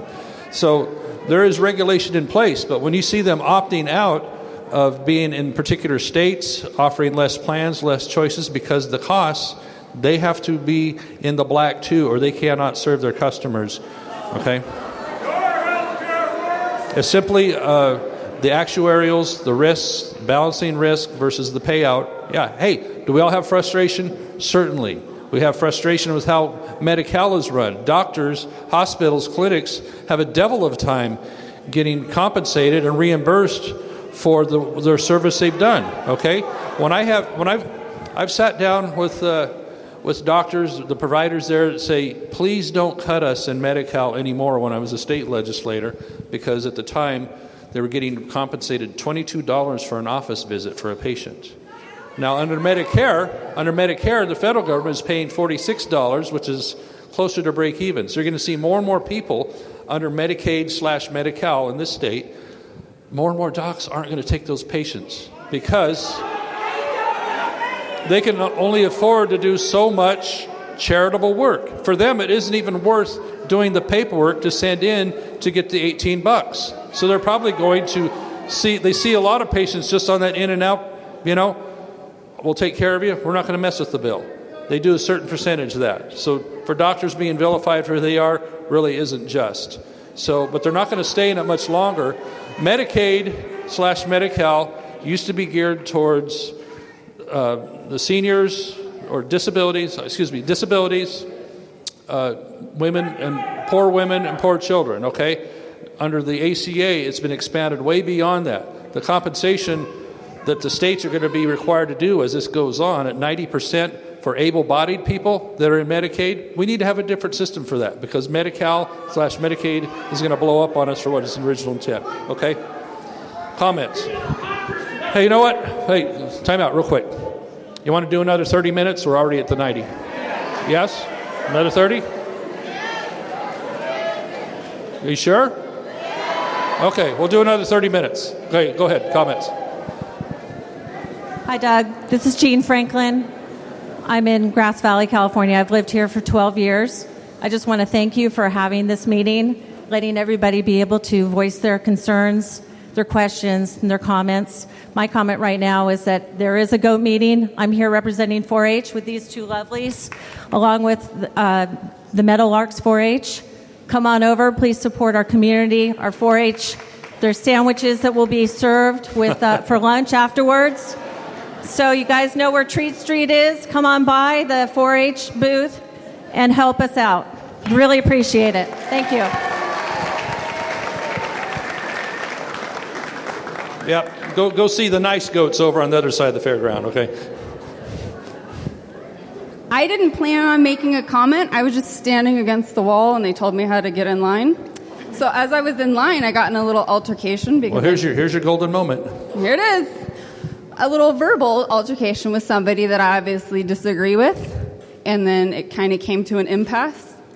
And then she leaned forward and said, "Bye, fatty." And so I'm a little pudgy, but I started running. And I just wanted to say that it was a great object lesson about how when we can disagree with people, we need to stick to the point and stick to the issues and not insult one another, because it doesn't help us. Shouting out in the middle of a meeting is sending a horrible message to our children. That's not the way it works. Vote. Vote. You can be silent in here, you can give him respect and each other respect, and vote, and we can change things. So, thank you. I gotta run. Thank you. I'm sorry you had that experience personally, but, we're spirited here. I think we're doing pretty good. Do you think so? Yeah, we're doing pretty good. Okay, that was 2, right? We're back over.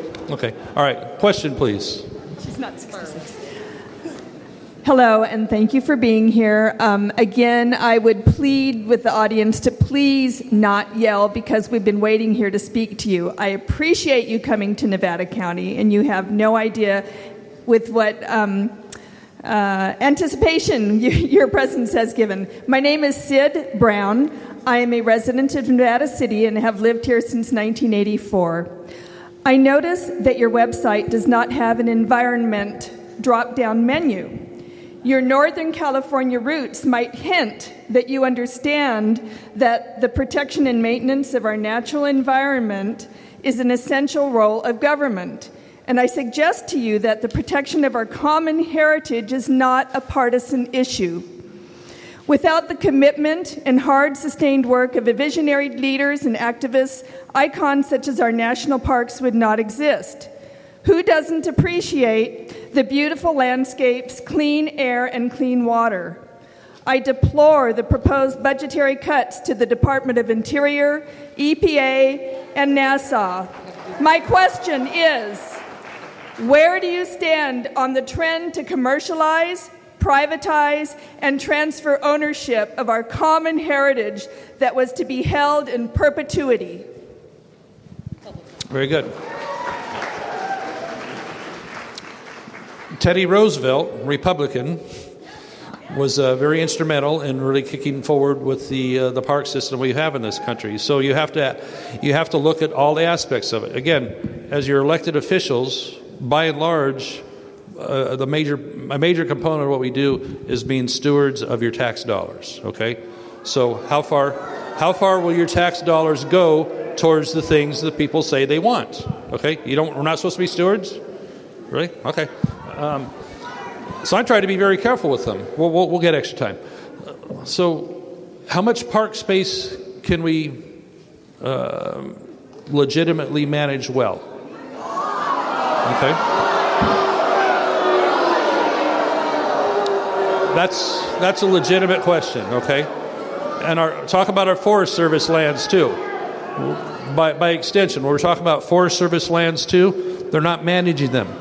So every year, if it's a bad fire year, we see 250,000 acres burned at the north end of our district. We saw Yosemite nearly burned just a couple of years ago. So it's about, if we bite off more than we can chew, we're not going to manage it well. Because people love their parks. We get that. I get that. So it has to be, what can we manage? Now, when we're talking about land transfers, certain states and Indian tribes would like to be part of that management team, So we need to find ways that go beyond just the federal government not doing it, because again, fire danger is a real thing in this part of the state. And so our parks need that maintenance as well. And so we don't have an infinite amount of money in Washington, D.C. So we need to find the balance, okay? Now, one more thing I'll comment on too. There's in a portion of our district, there's some land that is, it has a nexus to a portion of our park system that is actually in private hands right now. Federal government wants to come in and buy that. I don't think we should be spending more tax dollars to buy land. Why don't we do a land swap? Okay? This is land that it's in good shape as far as its timber management. It's not going to be a fire danger one. So let's do a land swap. We'll put this actually more into the park and then go over here and have unmanaged lands that the Forest Service can't keep up with and make those now safer lands under a prescribed timber process. Okay? So that's what it is. You know, we're talking dams here, but we're talking trees, okay? Anyway, thank you for your question. Hi, my name is Steve Bayard. I'm from Grass Valley, California. I just wanted to cut to the quick. The reason why the so-called liberals and so-called conservatives are at each other's throat is because of the massive propaganda machine that has been put out there by the right.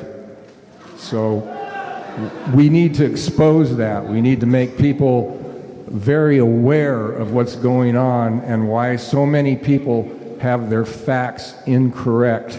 It's because of this massive propaganda machine that has been put out there. And that's where we need to really concentrate on exposing. Without that, they got nothing. I don't want to listen to anything you have to say. I appreciate you coming here, but you're just covering crap up, and I don't appreciate it.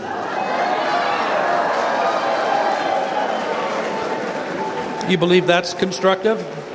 Do you believe that's constructive? I have no reason to do that because I'll stand on the record. Next. My name is Griffin. I live in Grass Valley. At the beginning of this, you said, when speaking about the dam, that's what government is, giving the people what they need. We need affordable health care. That's the simple fact of it. And let's cut the bullshit. Single payer is the best way to do that.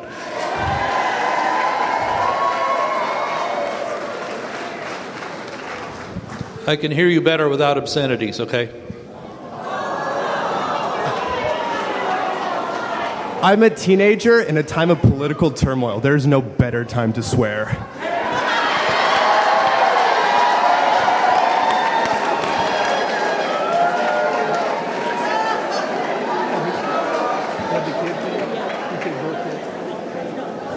Over here on the nice side. My name is Nancy Hartle, and my name is Nancy Hartle. I'm a nurse practitioner in women's health and a retired military officer. I've lived in this area off and on since about 82. And my comment and question is about abolishing ACA and the effect that it would have on Planned Parenthood. Now, my comment is based on alternative facts that I heard Secretary Dr. Price mention the other day in a town hall, talking about how he had to abolish the Planned Parenthood because tax money might be spent on abortion, which we know is false, and that once Planned Parenthood is gone, that other clinics will just magically pop up to take their place. I said, the reality is that this will cut off cancer screening, contraception to both men and women. I was talking to a woman in line whose husband got a vasectomy through Planned Parenthood for less than what it cost to get her cat fixed. Okay. I'll bet they You're going to cut off STD testing and all kinds of health care to 2.5 million men and women. My question to you also, and Bill H.R. 147 is seeking to criminalize abortion, a felony for both doctor and women. My question to you is, what are your specific plans to provide care for the 2.5 million people, for the care of the unwanted babies resulting from that lack of contraception, and for the punishment of the men who cause the unwanted pregnancies?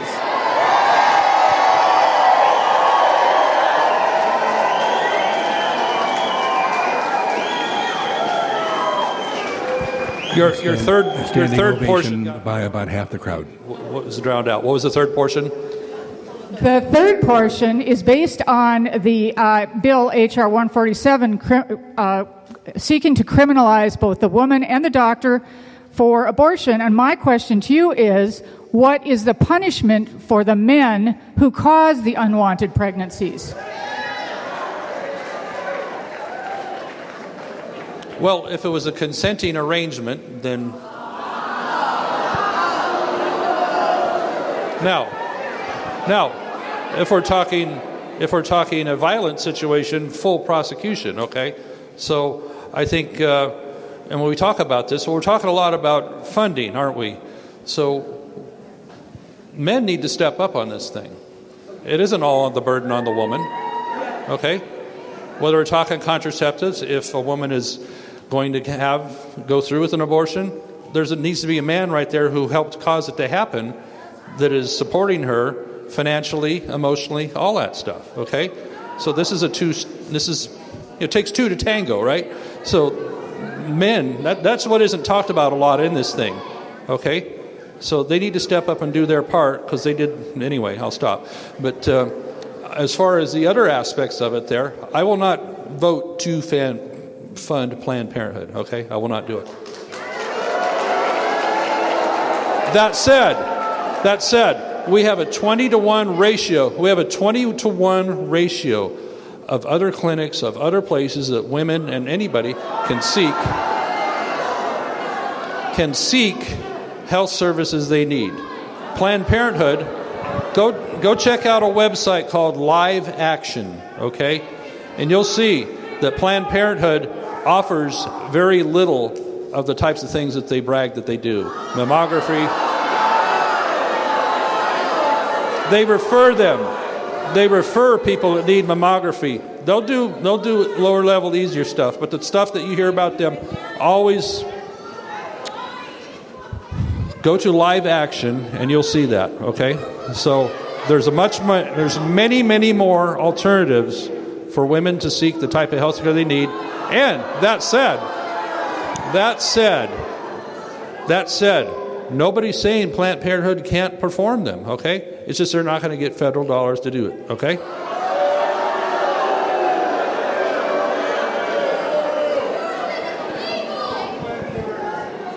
Jim Chambers from Nevada City. I just wanted to share another Obamacare success story.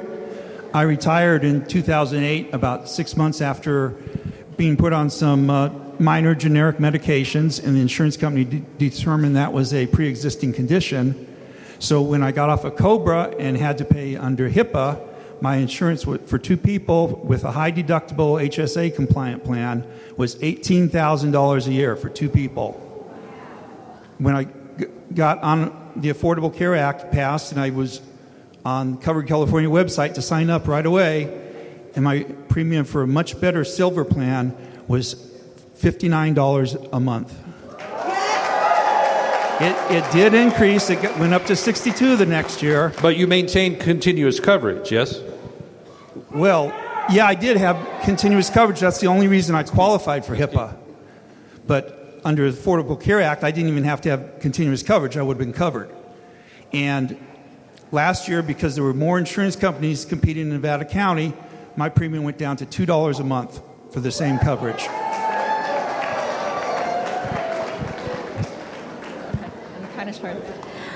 My name is Allie. I'm from Nevada County. About a month ago, 2 months ago actually, I signed a petition for Representative LaMalfa to oppose bills circulating in Congress which dealt with wildlife management. Again, someone mentioned before killing of wolves and grizzly bears in Alaska. And I received a response saying that wolves had completely recovered in our western states, which is a complete fallacy.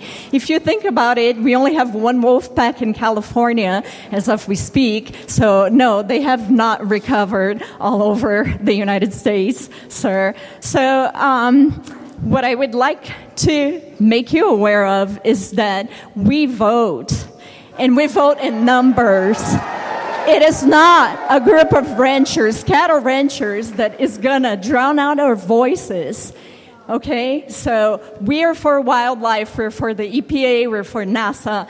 You need to be in touch with what we want. After all, we've been elected to do what we want as constituents. So please think about it. We're going to be following what you're doing in Congress, and in a year and a half, we are going to make our voices heard.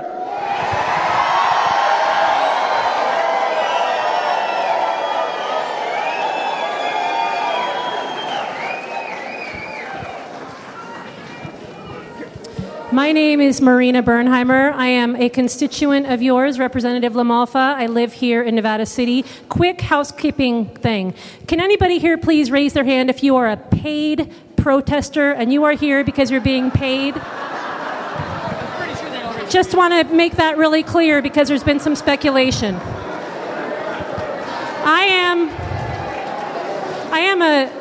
I have a master's degree in social policy, and I've spent the last 25 years of my life supporting low-income children and families in Nevada County. And I would like a very simple yes or no. I'm not asking for anything else. A yes or no answer from you about the current iteration of the new health care bill, which guts Medi-Cal, and 50% of children in our country, 50% of your constituents rely on this. Children rely on this health care. If it's not compelling enough to you that we have a moral obligation to poor children in our country, perhaps it's compelling to you to realize that we know, based on evidence-based science, that investments in early education pay off for the entire community. We know that if children don't have health care, they have poor outcomes in school, they're more likely to commit crime, they're more likely to have chronic health issues that we will all pay for. My question to you is, will you sign a health care bill that guts health care for 50% of your constituents and 50% of children in our country? Yes or no? No.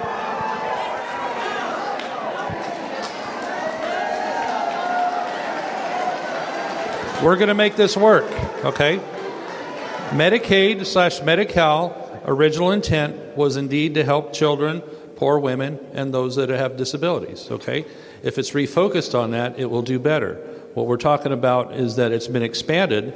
So again, we talked about the reimbursement numbers here, that those folks that are able-bodied are the ones now receiving 90% of reimbursement from the federal government. That is going to start being phased down over time, and the state will find itself in a really tight spot. So what we're working through here is to actually cause that the folks that are in the most need are the ones that continue to receive the help like that. So I'm not this thing that sometimes you guys think I am, okay?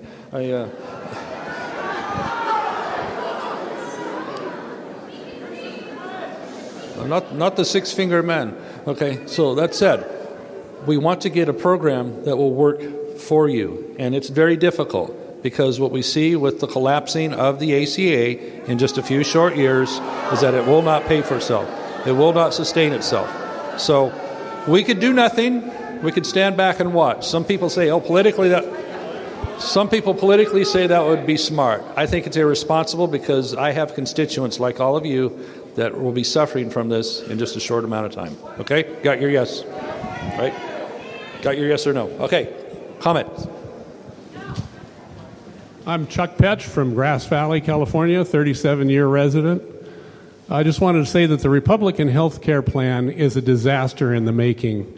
You're looking at throwing millions of people off of health care. I urge you to vote no on it.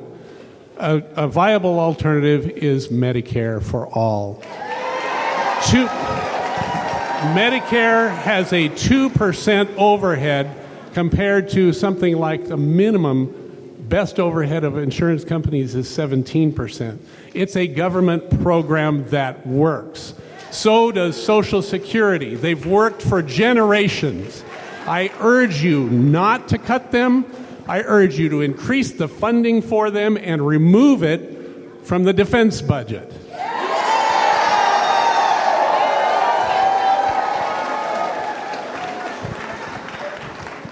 No, we didn't do. Okay, I'm sorry. One more. Yeah. My name is Lisa Fox, and I stand here alive today due to the Affordable Care Act.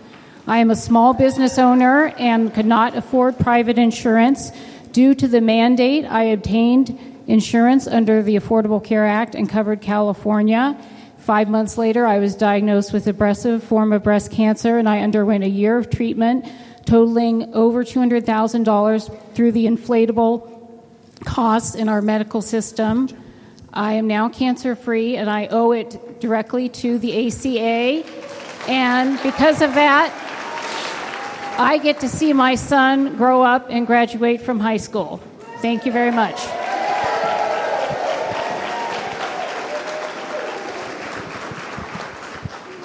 Thank you. All right. We've bumped up against the 120 minutes, but let's get 2 more questions. Okay?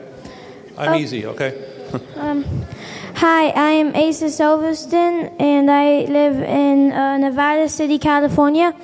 And my question to you is, why use your money on a wall instead of helping schools and Medicare?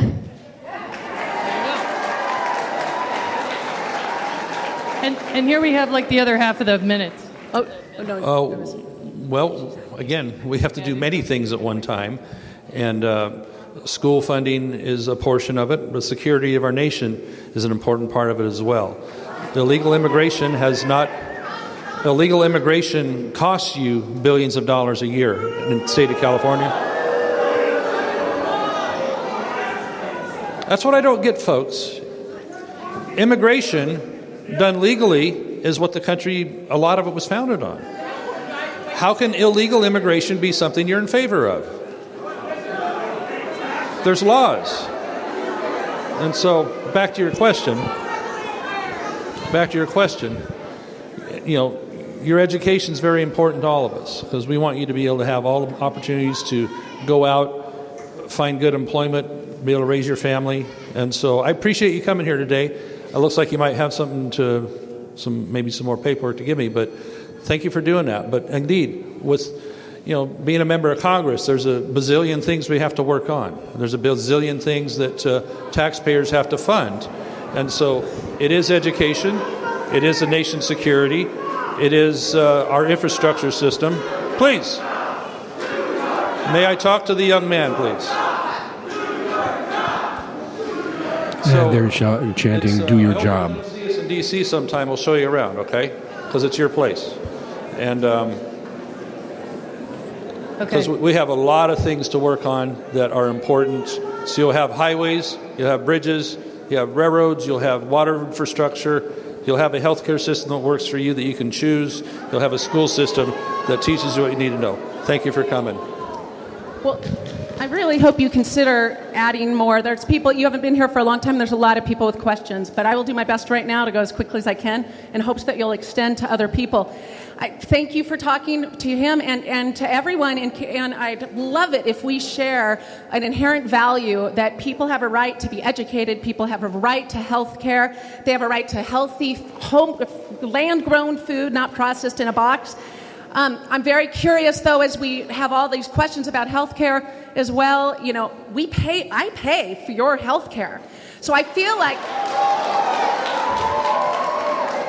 it is just outrageous to me. No one should be allowed to be voting on any of these bills until you give up all your insurance and be in the same boat. Right? So that's something I hold strong to. I also believe at the same time something that we should be paying the true cost for things. If we were paying the true cost for gasoline, if we were paying true cost for all the infrastructure we built, if the people that benefited from the dams and all the water were paying for it, we'd make really wise decisions. But instead, we subsidize really poor choices. So I'm just going to plug. After the floods in 1997, I got to go back to graduate school. The EPA Star Fellowship funded me to study hydrology and fluvial geomorphology. I have been working on resilience, and I want to know what you plan to do to work. Flood resilience, everything. Orville Dam broke, even though Circle and Sierra Club and Friends of the River, they all said it was going to happen. What is your plan to build a resilient culture, resilient, healthy, resilient, strong, educated, and protected so that for the environment? You want to You want to narrow that down to one question? I mean, that's pretty broad, okay? Simply, are you going to protect the EPA so at least the Earth has a voice in these matters?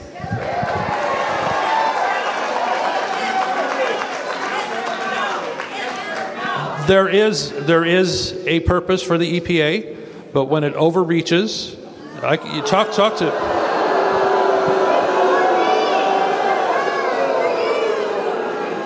It has a role. I will maintain a role for it, okay, as part of my decision process, all right?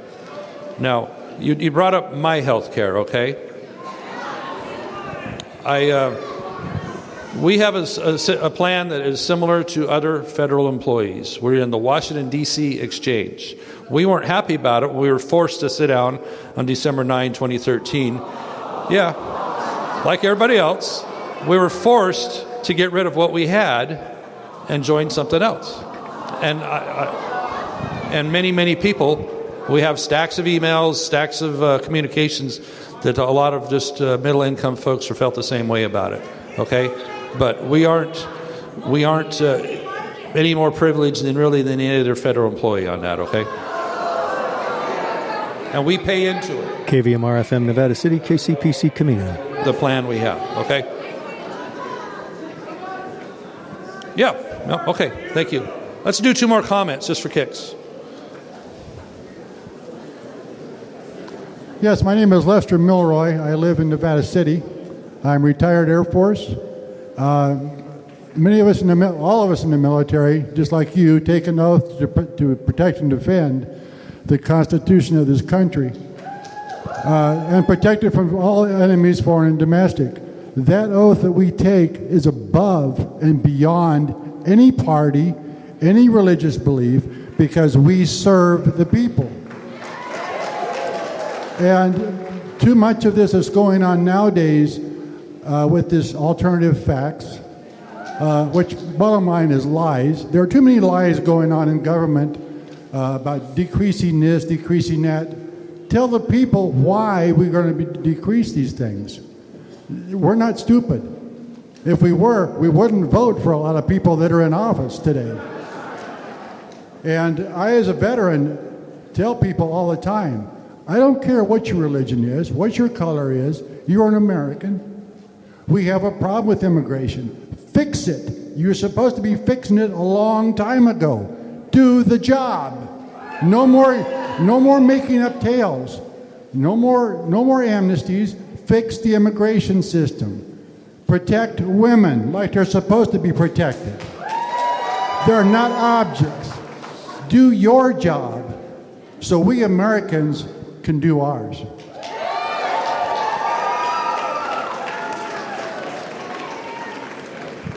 Thank you for your service and welcome home, sir. Mr. LaMalfa, it is a real pleasure to be able to speak to you directly, and I'm glad that we're able to talk to you about our important issues. You have a very difficult job of representing all the people in District 1 of California. It is the largest district in the whole United States. And geographically, it is huge. You represent all the way from Northern California down to us. I've been living in 5 of those counties. I've lived in Modoc, Butte, Shasta, Nevada County, and Placer. There is a great distance and differences. If you were speaking today in Modoc County, you would have a total different kind of attitude than you have here. Maybe.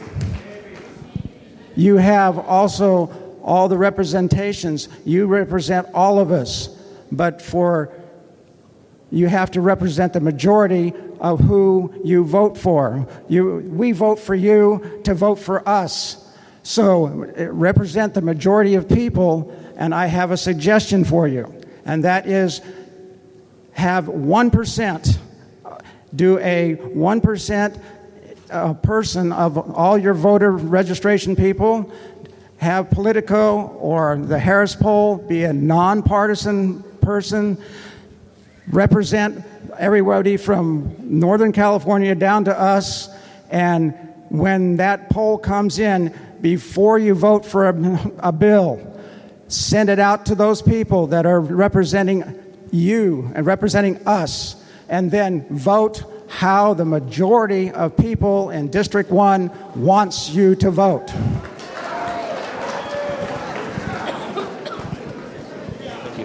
All right. Oh, sir, please. Okay. We need to stop. I will give the lady here one more question, and that's going to be our stop because we are over our allotted time, and they do have to take back the building and do tear down and clean up and all that. So one more question for the lady here. And Thank you. Thank you. Thank you, Congressman LaMalfa. My name is Shelley Salvatore. I'm a Nevada County resident. My family, we have 4 properties between my family, small farmers, organic farmers. We do regenerative agriculture, permaculture, water catchment. My question to you is a yes or no. Will you go back to Washington and will you speak with people all over this country about what we need to do to change the contour, what we need to do to catch water, especially in this state with the drought and all the flooding we've been dealing with? We can change the world. We can change the way we grow our food. Most of the people I know in this county grow organically, clean, do water catchment. We raise animals. Will you go back to Washington and will you talk to your people about regenerative agriculture and water catchment? Okay. Yes, Thank you. Well, you'll probably be happy to know that we've had several interactions with organic representatives in D.C., and I'm a member of the Organic Caucus in the House of Representatives. So there's a diverse desire by people to have different types of foods. You know, my wife makes us buy the organic milk. Okay, so I've gotten used to it. It's more expensive, almost 2 to 1, but you know. We learn. We want to do things better. So through the work in the Organic Caucus and your representatives that come to D.C. and see us on that's called lobbying, by the way. Mm-hmm. So we're open to a broad section of ideas on that, you know, because that works for you in your neighborhood. You have a group of people that like your product and want your product. Unfortunately, as a rice grower, I grow rice in my real life, a lot of people shop price only.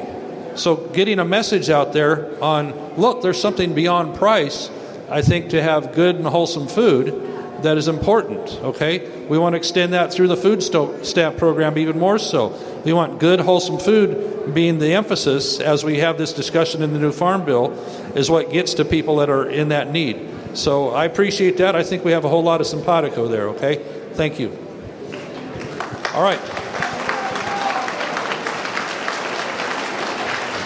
Everyone, thank you. One last statement too. Okay, a few weeks ago, we a lot of people have been clamoring for town halls. I see that. I recognize that. I look at the internet too, and but we had a very, very positive meeting with 5 local representatives from here from Nevada County. We were at that water forum that was down in Auburn a few weeks ago. And I asked my staff, look, get a hold of a group of people there, get some of their advice. Let's have, instead of waiting any longer, let's at least have a sit down and have a conversation. So Renette from up there in Nevada City Council, Caleb from the Yuba group.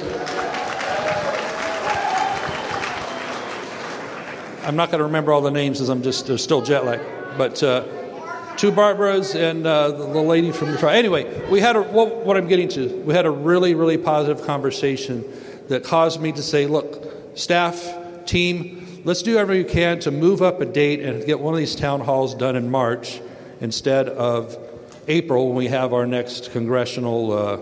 It's been a heck of a year, folks.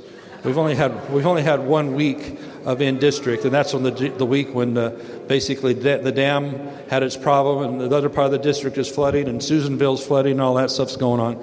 So the reason we do what we do is that we want to have town halls, and we often do. Okay, they're different forms, and but they have to be able to be available for everybody, and so we were having them in April and March because that's best for everybody, for their travel, for their ability to be able to get to the town halls. We don't avoid them. We're not avoiding anything, okay? My job as a representative is to try and take everything you have and input to us and make decisions with that. We're not going to agree a bunch of times, but, by and large, we did pretty good today, didn't we?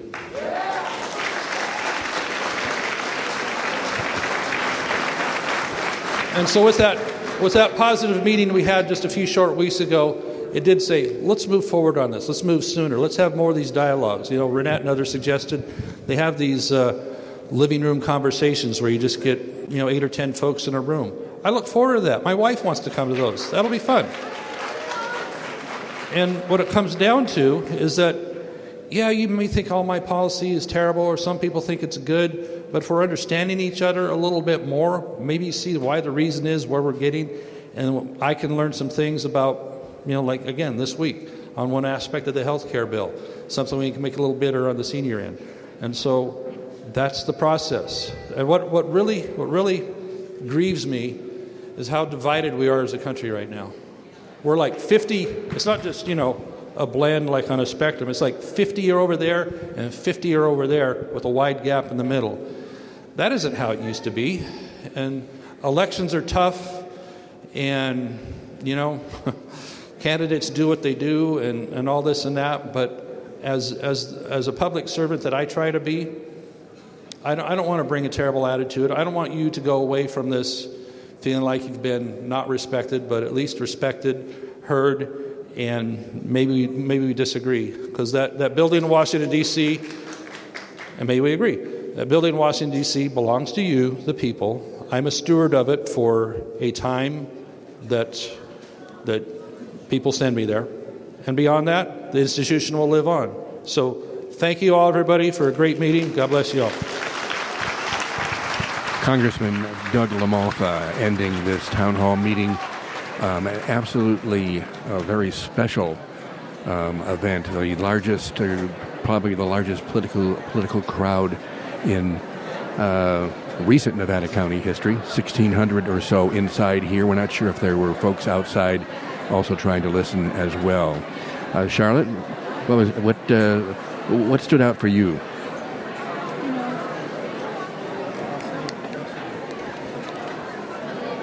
So what stood out for me, Steve, was, there were a number of answers that I did not care for. However, I think overall it was a very respectful meeting. And it was boisterous. It was boisterous, but not, I don't feel ever went to a disrespectful level. I think that a lot of people on both sides kept reminding everyone, hey, don't interrupt, let people speak. We all want to hear what's happening. So I think that is kind of my takeaway. There was still a lot of disagreement, absolutely, but, And the crowd was overwhelmingly opposed to the Trump administration, yes, and the Republican Congress. And we could probably at least 3/4, and maybe even higher than that. And that also is reflected in the comments and the questions as well. Exactly. And the signage, what was going on here today, I don't know if you talked about that previously, Steve, but there were signs that were being passed out before the meeting, and they were green agree and red disagree. So the entire audience was able to reflect their agreement or disagreement with what was being voiced by everyone who was speaking, and it didn't require a whole lot of verbality or yeah, that, we'll make up that words probably here. kept some of the boisterousness down a bit, because people could express at least their opinion via the green or the red signs this afternoon. Exactly. And I will say, I think that LaMalfa dealt personally, I feel quite well with when people did, chant in great opposition to something that he had said. Yeah, there's no doubt. And of course, a lot of them were the Health Care Act, and which was probably the most discussed topic today. Exactly. Not one question about marijuana. I had that conversation with a couple people next to me over here. That Paul never Emery did come pointed up. that out. He had to head back to do an interview at the station. Anyway, Charlotte, this is one of the big thanks to Dave Barnett, Buzz Barnett, our engineer here, because he was here bright and early around 8 o'clock this morning, and we got everything all set up. And the sound that you had at home, I'm going to tell you, a lot better than the sound in the room. Oh, yeah. Yes. So we hope you enjoyed it out there. And right now, I think we're going to send it back to the mothership. Yep, rocking and stomping with All right. Mr. Wesley Robertson. All right, thanks.